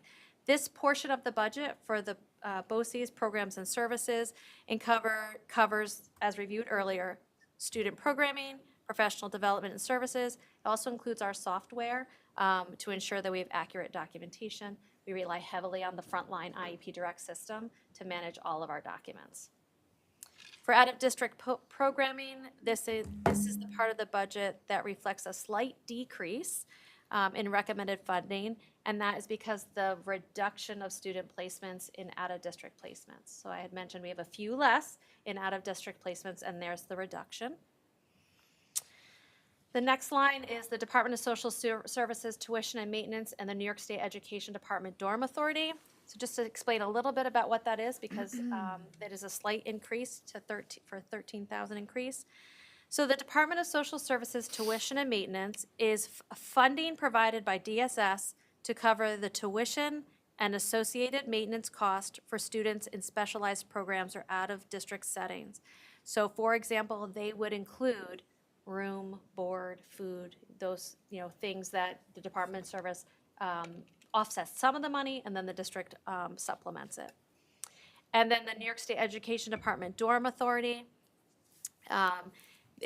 they provide financing and oversight for school construction and capital projects, including facilities for educational programs. So for example, if Green Chimneys has a capital project, so Green Chimneys is a placement, we don't have students there this year, they have a project and they build dorms, the school districts as a united cost, whether you have students there or not, are required to offset that dorm authority, and as the capital project goes on, that number decreases. It's set by the State Education Department. We don't have any control over those numbers. And so this year we'll likely see a slight increase just by a rate adjustment. And then contracted services is what we referred to most notably, this is where the increase is.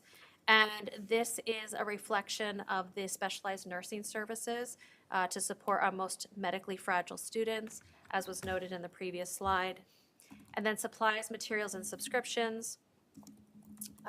This year, we're expecting several new assessments to be renormed.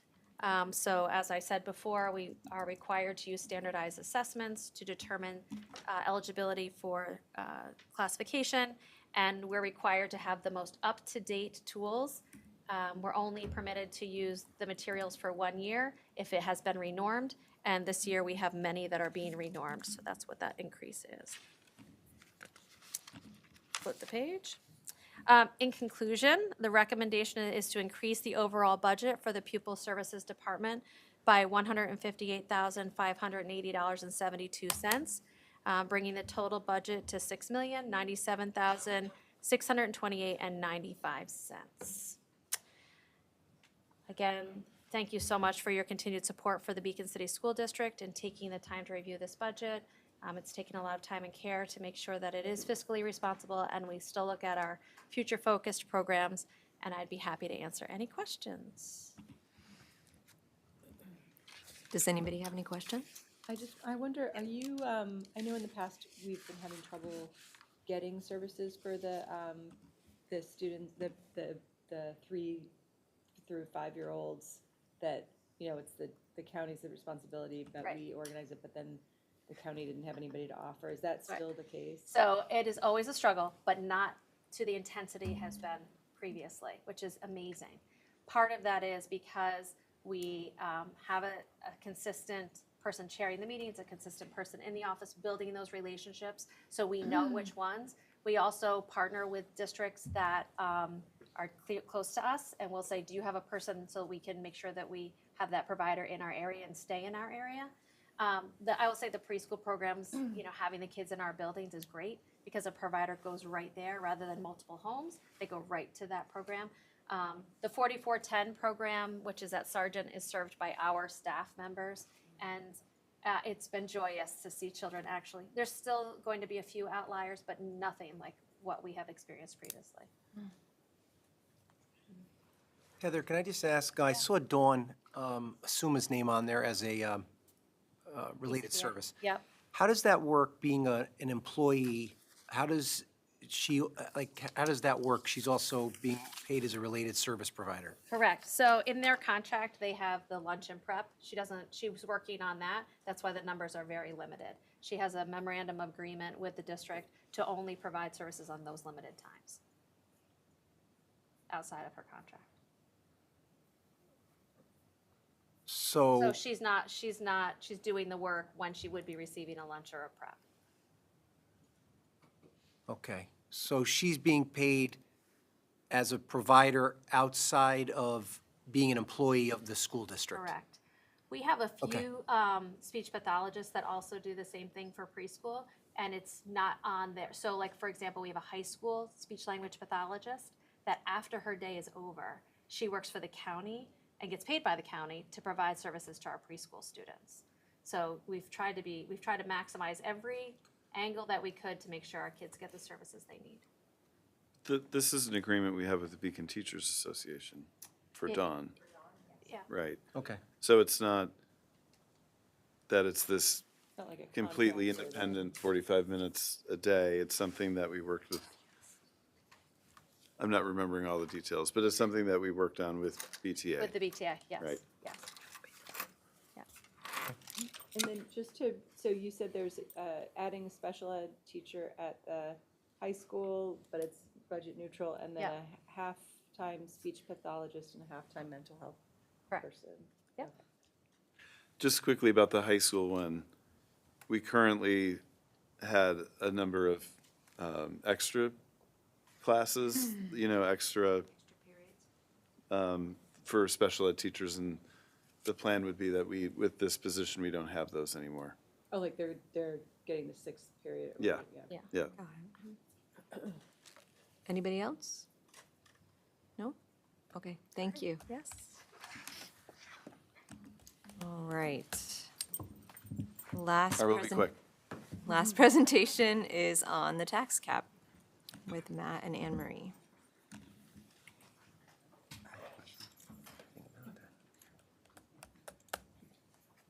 Oh, I put stickers in front of you too. Oh, thank you.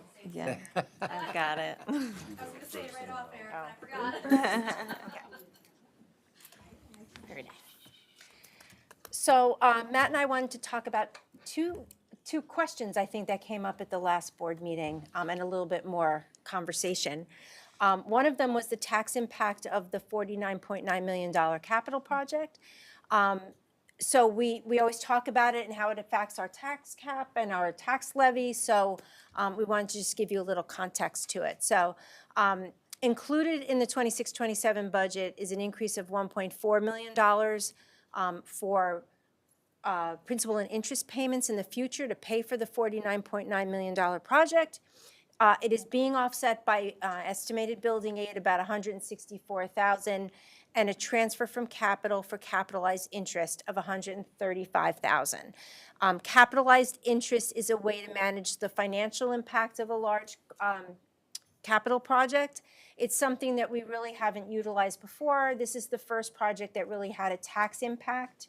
The other projects, we tried to plan them when other principal and interest payments were coming off the budget line. So we use the capitalized interest piece to keep the levy increase at 4.47%. And the second question we talked about was going up to the tax cap. So the tax cap, the levy at the tax cap is 4.47%. And there was some discussion about what it would look like if it was a little bit below 4 and at 3, almost 3.5. So to get to those numbers, we'd have to make reductions to what we're working on in the budget. To get to 3.98%, we would have to cut $250,000. And to get to 3.48, we'd have to cut roughly $500,000, just in whole numbers. So I just want to jump in on this.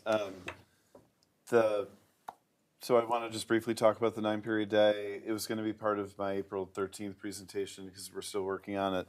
But I had a great meeting with Roundabout administration and a group of Roundabout teachers. And so just to keep everyone apprised, I've been trying to update the community on this as well.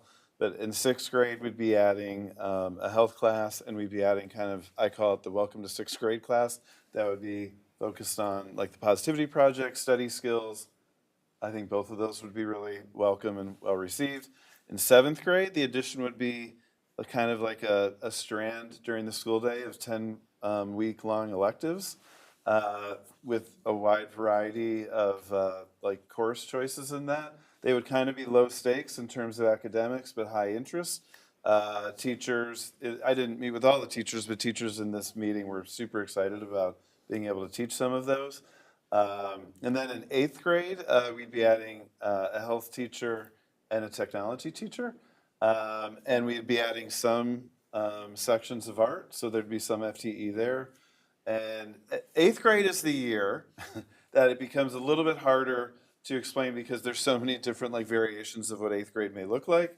We're going to try to work over the next few weeks on like kind of a graphic that helps explain it, but a lot of it depends on whether a student takes algebra or biology or not. And so that impacts like the choices they have. But the thinking with 8th grade is that the technology class we would add would be less digital, more hands-on. I think it would take us several years to get to like a full, you know, building things with like, you know, wood and tools and all that, kind of like back when I was in middle school and high school. So it'll take us some years to kind of get our building ready for that. But the thinking amongst all of us was something that is very hands-on. So that would be an option. We'd have that health class that all the 8th graders would be able to take.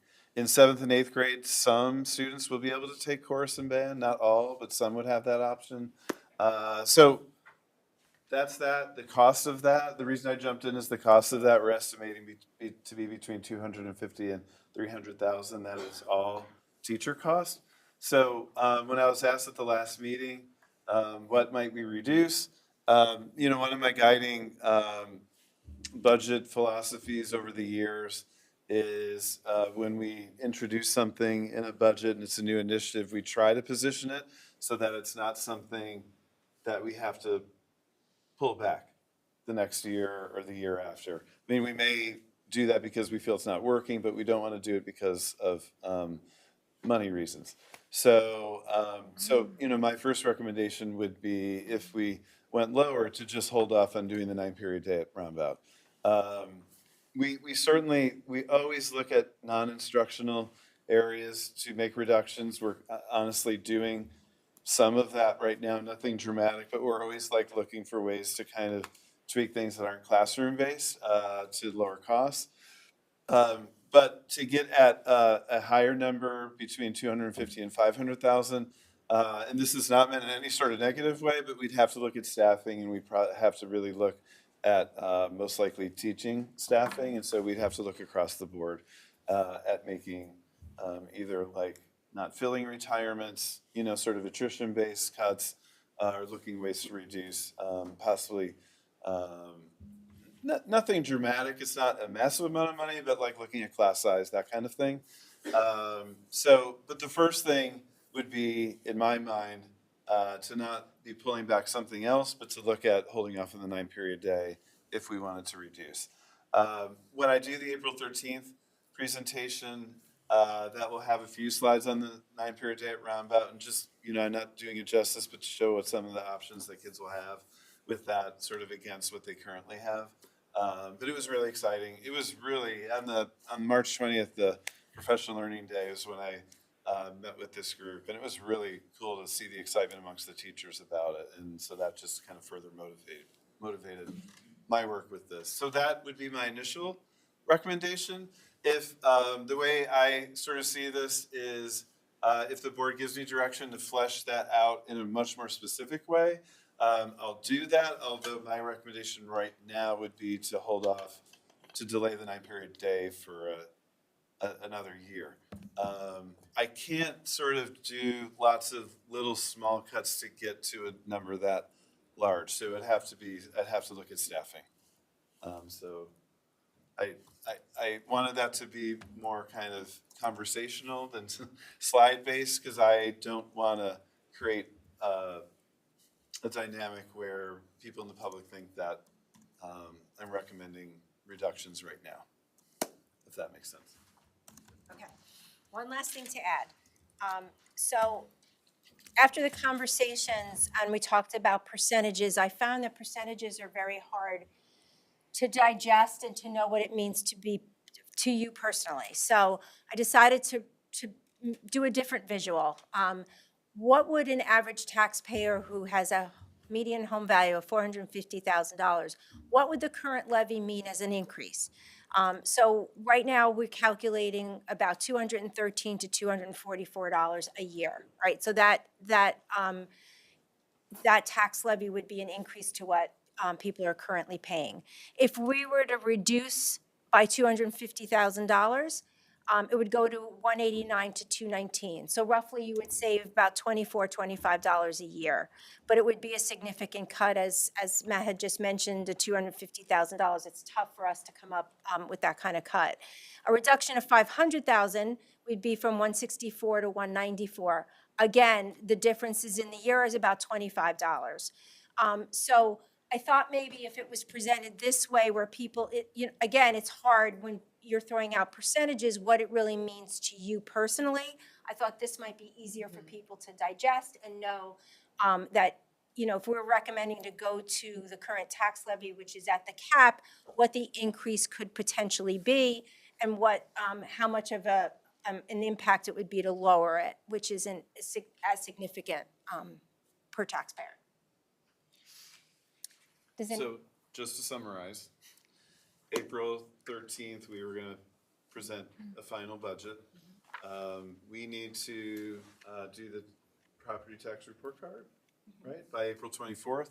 So we talked about if the board needed another meeting, we recommended April 20th. We're not sure we need that or not. That's up to you.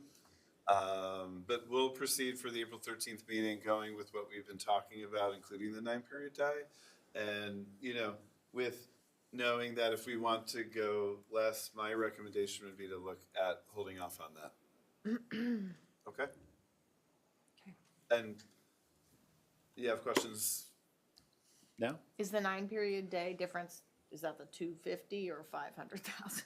9-period day would cost right now, that's the April 13th, I can be a little bit more specific. We think it's going to cost between $250 and $300. And that's all staffing. And Saggy mentioned, there is some curriculum I was gonna writing say, does attached that because we have some include- new classes. So, I was gonna ask if that is included in that estimate as the curriculum writing. I mean, we put it into Saggy's budget, so I haven't been saying that, but that is something. It's not an enormous amount of money, but that is a part of it that we have in a different part of the budget. Any other? So here's my compromise thought. I am in favor of the 9-period day. I'm also in favor of trying to go below 4%. Could we look at maybe the next meeting of what it might look at if we kept the 9-period and still went to try to cut 250? I know you'd said that's going to be difficult to do back Yeah. and forth, but I know that back 2 months ago, I thought we were still trying to put the 9-period day in. And at that time, the tax levy was less. I think it changed back in the end of February or beginning of March, I believe, right? Yeah, I had used an estimate for the principal and interest. Right. It was all capital. Exactly, it was all capital. So at that time, I thought with the levy where I thought it was then, with the 9-period day, I thought that still was workable. So that's why I'm wondering if we could try to keep the 9-period and try to go below 4. That's just a thought that I have. Yeah, so I will come up with that, and I think I'm always kind of a little bit of a timeline person. I do that for myself probably more than anyone, but we present that on the 13th. I just want to put this out there. If the board needs another meeting to talk about that further, we need to put that meeting on the calendar, just because we need to report what tax rate we're putting, forward to the state, right, by April 24th. But we can come up with a list. Well, just to Yeah. make sure I'm understanding, based on what you have said, if you, in that scenario, then we would be keeping the 9-period day, but we would be looking at other cuts in staffing. Right. It So we'd be wouldn't cutting be staff. all staffing. And I'm I always want to be careful here because, to state the obvious, we're talking about employees and Right. human beings and stuff. So I don't want to kind of freak someone out, with this exercise. But we'll look at it in a way that won't do that. I think I've achieved that in the past. So like we can work on that. I think you know what I mean. Like I don't want to have someone maybe who just was hired and be like, oh my gosh, what does this mean for me? Right. We would want to figure out a way, if we're reducing in staffing, to do it through attrition, probably that kind of way. But I don't think all of the 250 would be staff, but it would be noticeable things, probably. And I also want to say, and I don't, obviously we do not ever negotiate publicly, but we're trying, we have a number of negotiations either that have started or are about to start. And that, our employee, that side of it plays a role in our thinking about budget. It just does. I mean, we know that. This just sort of stating the obvious. And it's not that I would publicly say anything about that, but I don't know if I'm making any sense with that, but it's a factor. Okay. And again, I'm only one person here, so I don't know what others are thinking. If I mean, I know this year we've been able to be much more specific about, we really strongly feel we can do this 9-period day. We put work into it. I've been talking, communicating with the public about it. I'm not trying to speak for the board. I think this is an okay exercise to go through. I think it may make you feel comfortable with however you land with the tax rate. So we can work on that. I don't have an issue with that. I don't want to come up here and say it's going to be really vague. I just don't want to create what I talked about before with employees, and so we'll try to sort of buffer that a little bit. So if we're gonna do But that, I would just be looking at the 3.98. right. Yeah. So if we're gonna do that, should we go ahead and get the other meeting in the books right Yeah, now? I mean, we may be able to just do it all on April 13th. I'm just putting that as a placeholder. If we don't decide on April 13th, we have to have another board meeting. Okay. That's all. Right, okay. So Okay. that could be something that you decide on the 13th. I'm just Okay. trying to get people, I know people are busy. Yeah. And the weather will improve at some point, and, you may have other things you want to do with your life, but, I just wanted to plant that thought. And we don't have the final number from the state yet, but We don't, Right. that adds to the, Yeah. right, I mean, the state has told us stuff like, don't, not in a threatening way, but don't count on every penny of the pre-K thing, the budget's not done, and we're certainly planning on implementing a full pre-K program like we have in the past, but that part isn't done either. I mean, I feel like that's not nothing. Yeah. Eric, I do appreciate, I think that, the budget process should always be robust, and I think we want to think about it, we want to be sensitive to what it means to the taxpayers, for sure.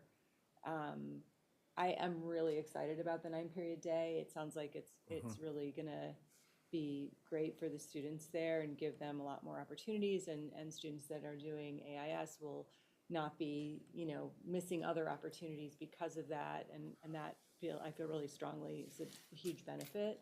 So I would be very reluctant to not, use this money that would be available to us to do something like that. But I'll say more next meeting, but. I just wanted to be real tonight. I know this was asked me the last time that as you can tell, I'm super excited about the 9-period day, but my recommendation right now would be to hold off for a year and keep doing the other things we're doing, and that pains me to say that again, but I'm getting dig a little deeper, create a scenario where you're keeping the 9-period day and looking at other stuff, so that's what we'll do. I just wanted to explain my thinking coming into tonight. Sure. And the state funding situation is not nothing, and when do we get to know how that's gonna pan out?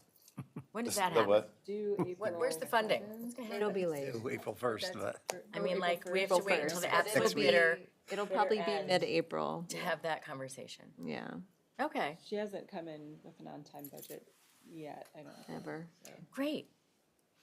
Okay. Yeah, because the pre-K is such a big part of I mean, why we can consider. Yeah, it's all I'm I mean, thinking about. I feel confident that pre-K It's gonna is stick. happening. Yeah. They just told us sort of in a specific way, like the amount that is in the governor's proposal may not be the exact amount for whatever reason. So it wasn't like a threat. And, you know, the governor's foundation aid proposal for us would be 1%. The Senate and Assembly are saying 2%. That's obviously a big one right there. I would think that the Senate and Assembly are going to prevail in negotiations and get that 2. I mean, we'd love for it to be more than 2. But Catherine, that's the biggest part of all this is that. Right, The but 1 is and that like a 2%. leap of faith because it won't be April for, I mean, you know what I mean? Like, what do we Well, do? We've always been able to eventually know, like, it's been down to the wire, I feel like but I don't think, we haven't, well, did we approve our budget once without? Last year. no- Yeah, last year. Yeah, we did. Yeah, yeah, so it does happen. Okay. It's not great, it's not a great process. But then I don't know if it's That ever is been tight. wildly different than somewhere between what the There's been legislature some and the swings, but the governor difference between 1% and proposes. 2% is kind of Would be for big, yeah, us, and- that's fair. And also just the pre-K is a big new initiative, and that's why I want to see it like stamped on paper, because, Right, because it's just freeing up all this money in our general budget. to do other stuff, So- yeah. Just to remember numbers, the pre-K increase is about 600,000, am I right? About 600,000. A 1% to 2% state aid increase would be about $200,000. So, you know, the pre-K one is huge. And it feels like politically and for lots of good kid reasons, it's going to happen. I'm optimistic, hopeful, I don't know what the word is about that the Senate and Assembly's version of the aid will go through. Yeah.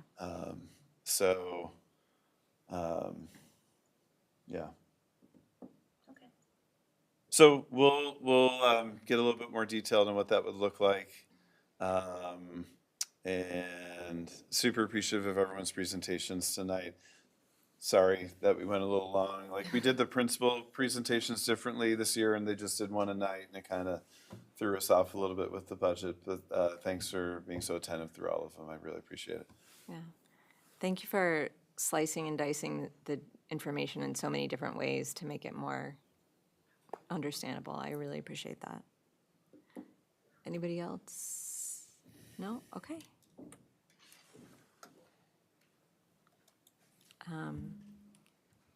We're doing things in a little bit of a different order tonight, so your superintendent's report is up next. Keep reporting. Keep reporting. And I thought it was after executive. I mean, we could switch it if you want. It's just the No, way it's fine. Okay. So, just a few quick things. We have a policy on tonight called Immigration Enforcement Actions. It's something that the Board Policy Committee felt strongly about. I just wanted to provide a little bit of background. These are things we are currently doing. This is not anything new. In I want to say January or February of 2025. Our attorneys did a training for all the administrators in the district regarding following New York state law regarding student privacy, law enforcement access to our students, including federal law enforcement, including, immigration law enforcement, and ways, and then we talked about procedures in the district that we would follow to deal with this.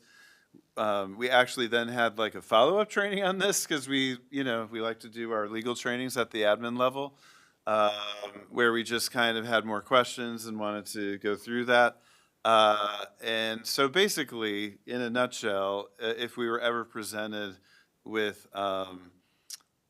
with federal law enforcement asking for access to students, we would obviously not allow entry to the building. We would ask for the documentation / warrant, and then the procedure is that it would go to me or my designee, which would be any member of my team if I wasn't available. And our law firm, we work with a fairly large law firm. They kind of stand at the ready. We have all their cell phones. They would review it and then provide us legal counsel on how to proceed, period. So this is following New York state law.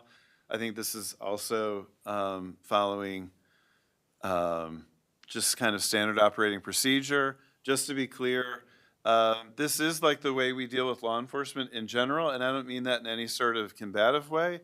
If local law enforcement has like a warrant or needs access to a student, like we go through really the same process. We have great relationships with local law enforcement. They typically don't try to do this kind of thing at school or during the school day. We just wanted to be prepared in case anything came up. So I just wanted to speak to it while I had a minute at the superintendent report. This is just the first read of the policy, so it would go through a second one. We can certainly discuss it during board comment, or if there's questions, we can make changes, all of that. It's modeled after a few other school policies we saw. But again, back to my first statement with it, it kind of sums up what we're currently doing. And if I'm asked by members of the public about it, that's what I'll say. Like this is a summary, and it kind of memorializes what our current policy or procedure is regarding this. So I wanted to say that. Just wanted to give a quick shout out to Roundabout for the STEAM fair that took place. It was really successful, and love to see that effort in something new. I also wanted to just briefly talk about the calendar, this current year's calendar. So we used 4 out of 5 snow days. So tomorrow I am going to put out there that we're going to be changing this year's calendar, and April 6th will be a day off, the day after spring break.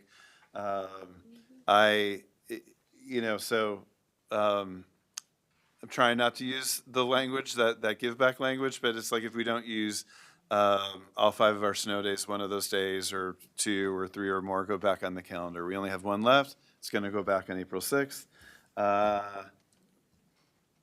I think that's all I have. It's really funny about the snow day thing, because it's like if I go anywhere within the district, that's like the #1 thing people ask. So we'll send that out tomorrow. What we do is we just revise the calendar, this current year's calendar, and I'll make an announcement about it, and then we'll remind folks over spring break about it too. I feel like I'm forgetting one thing, but I'll have exec to remember it, and I can jump in, And then you can talk about it. when I do that. But that's what I have. If anyone has questions about this stuff now. Nobody? Okay. We can move on to board comments and committee reports, starting with Catherine. I'm just grateful for the presentations, each one. They're really, really helpful to me personally, and I appreciate the effort that goes into them. And that's it. Great. All right, Semra? Great. Congratulations to both of the students that we honored at the beginning, and thank you for those presentations. We had an audit and finance committee meeting prior to this meeting where we discussed a lot of what Matt and Anne Marie reviewed in more depth on the tax levy.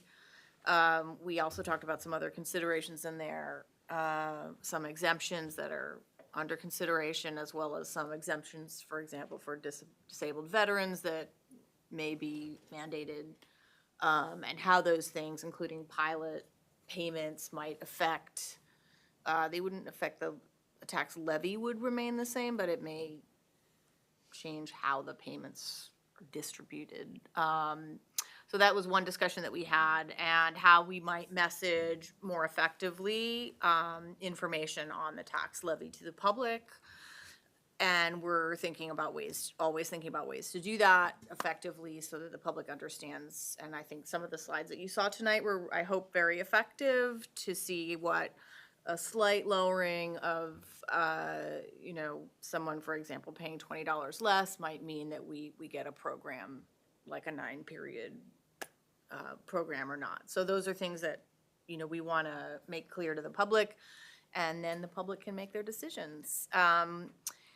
We did not, I think, land on another date. So for the next audit committee meeting, so we can think about that now or table that until maybe. Maybe we can send some emails over email, some dates over email. Yeah, Okay. that sounds good.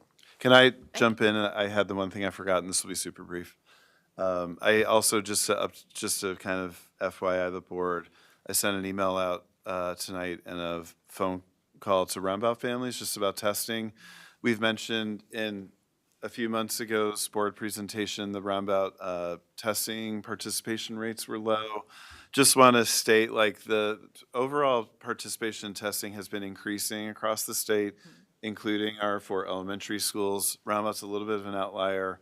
So the communication basically says our goal is all students are taking it. However, we tried to be clear about who to contact. We want a parent or caregiver to reach out to the appropriate administrator, have a conversation about, like, their concerns about testing, and kind of go from there. Our hope is that it puts the parent more involved in the decision. I think we were finding and reviewing the past that students were driving some of the decision making around whether they're taking the test or not.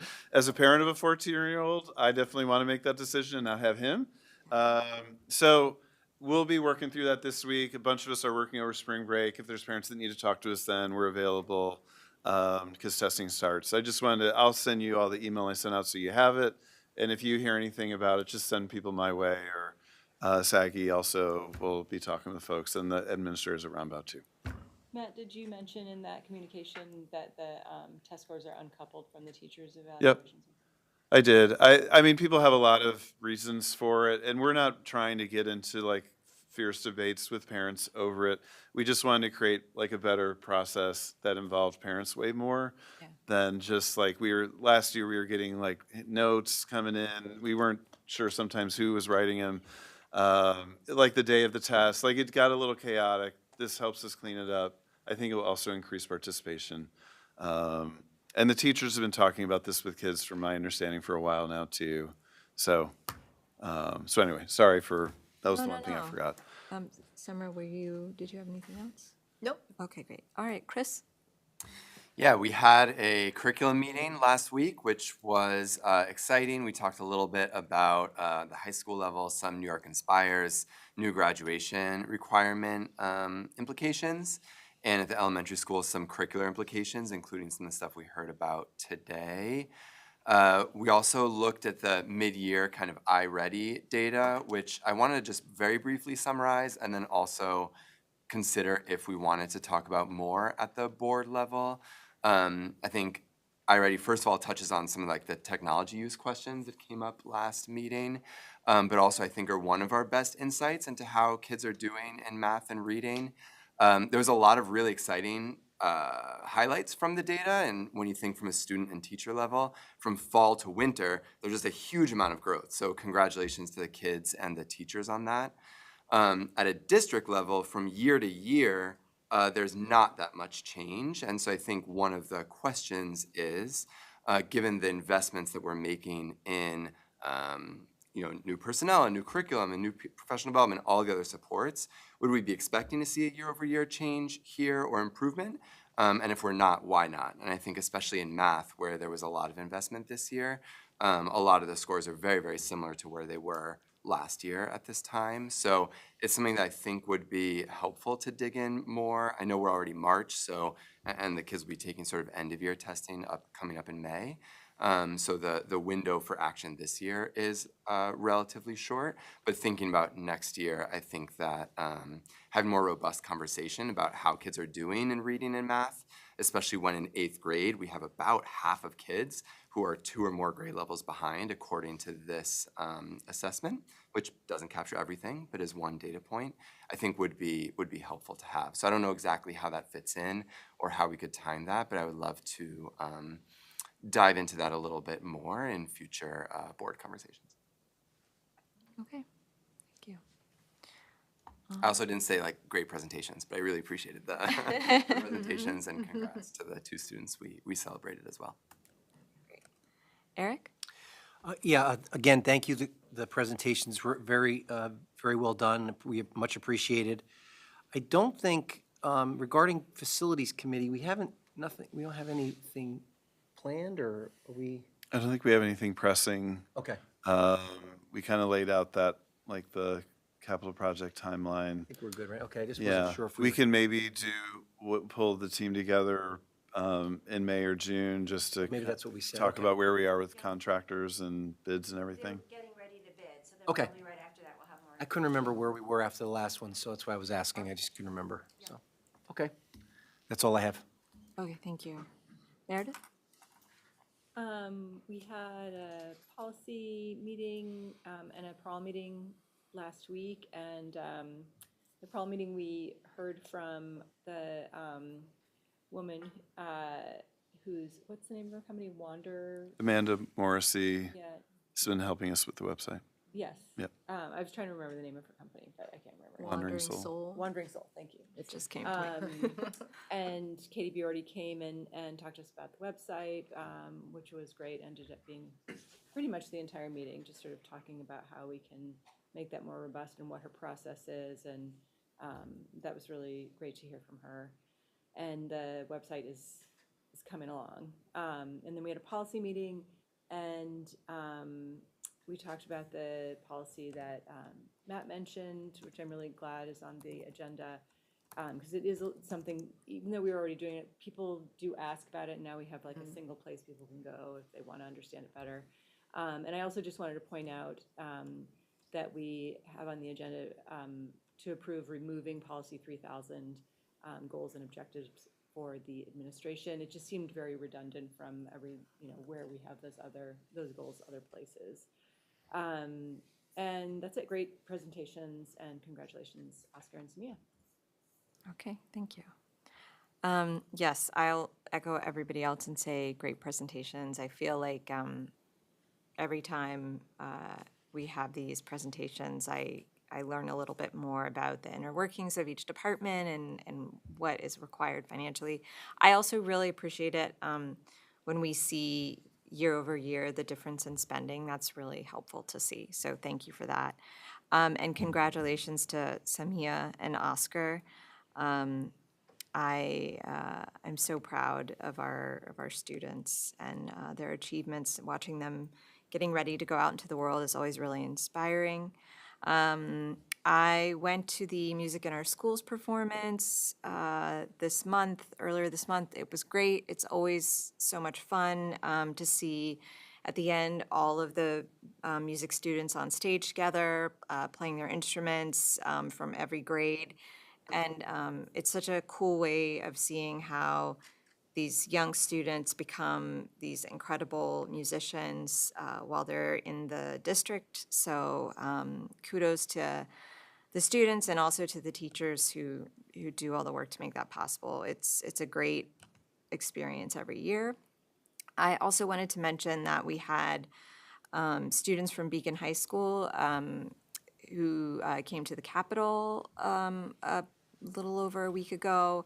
And they took a tour, they went into chambers for legislative session, and it's so great to see them getting engaged and understanding sort of their place in a democracy and how state government works. And it's, I just love how engaged and excited they get to be there. So I really appreciate Ms. Hadeland and the other teachers who made that happen, and the students for showing so much interest. And that is it for me. So now reviewing the agenda, there are no changes. So can I get a motion to adjourn? Oh, sorry to interrupt you, but I'm wondering if we should just Yeah. do consent agenda, because I don't think there's going to be any big. Yeah, then let's do everyone it. can go home. If we can, yes, and then you don't have to wait around. Yep. Yes, okay, great, good idea. And if we're going to do consent agenda now, the teacher we're appointing tonight is here. Oh, hi. Mr. Moran, right? So he really earned this one tonight because he went through a lot of budget presentations. Thank you. Yes, thank you. All right, well, it's almost over. So on to the consent agenda. The use of the consent agenda permits the Board of Education to make more effective use of its time by adopting a single motion to cover those relatively routine matters which are included. Any member of the board who wishes to discuss individually a particular piece of business on the consent agenda may so indicate, and that item will be considered and voted on separately, thus preserving the right of all board members to be heard on any issue. Are there any items that any board members would like to have removed from the consent agenda? I have two. Okay. 13.12 L7, 13.12L7, 13.13 M6. 13.13 M6. Okay.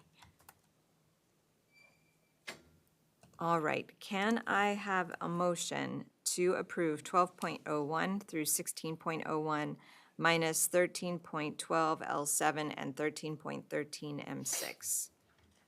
So moved. Moved by Meredith, second? Second. Second by Chris. Comments or questions? All in favor? Aye. Passes, what are we tonight, 6-0? Congratulations.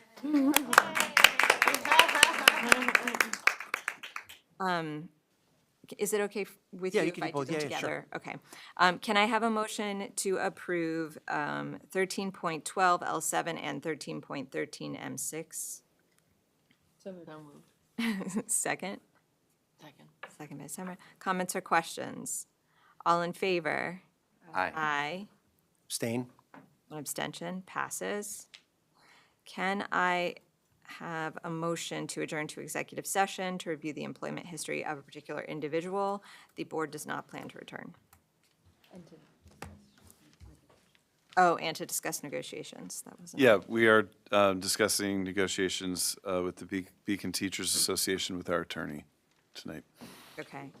Sorry, that wasn't on the thing. The board does not plan to return. So moved. Second. Second. Comments or questions? All in favor? Aye. Passes 6-0. Good night.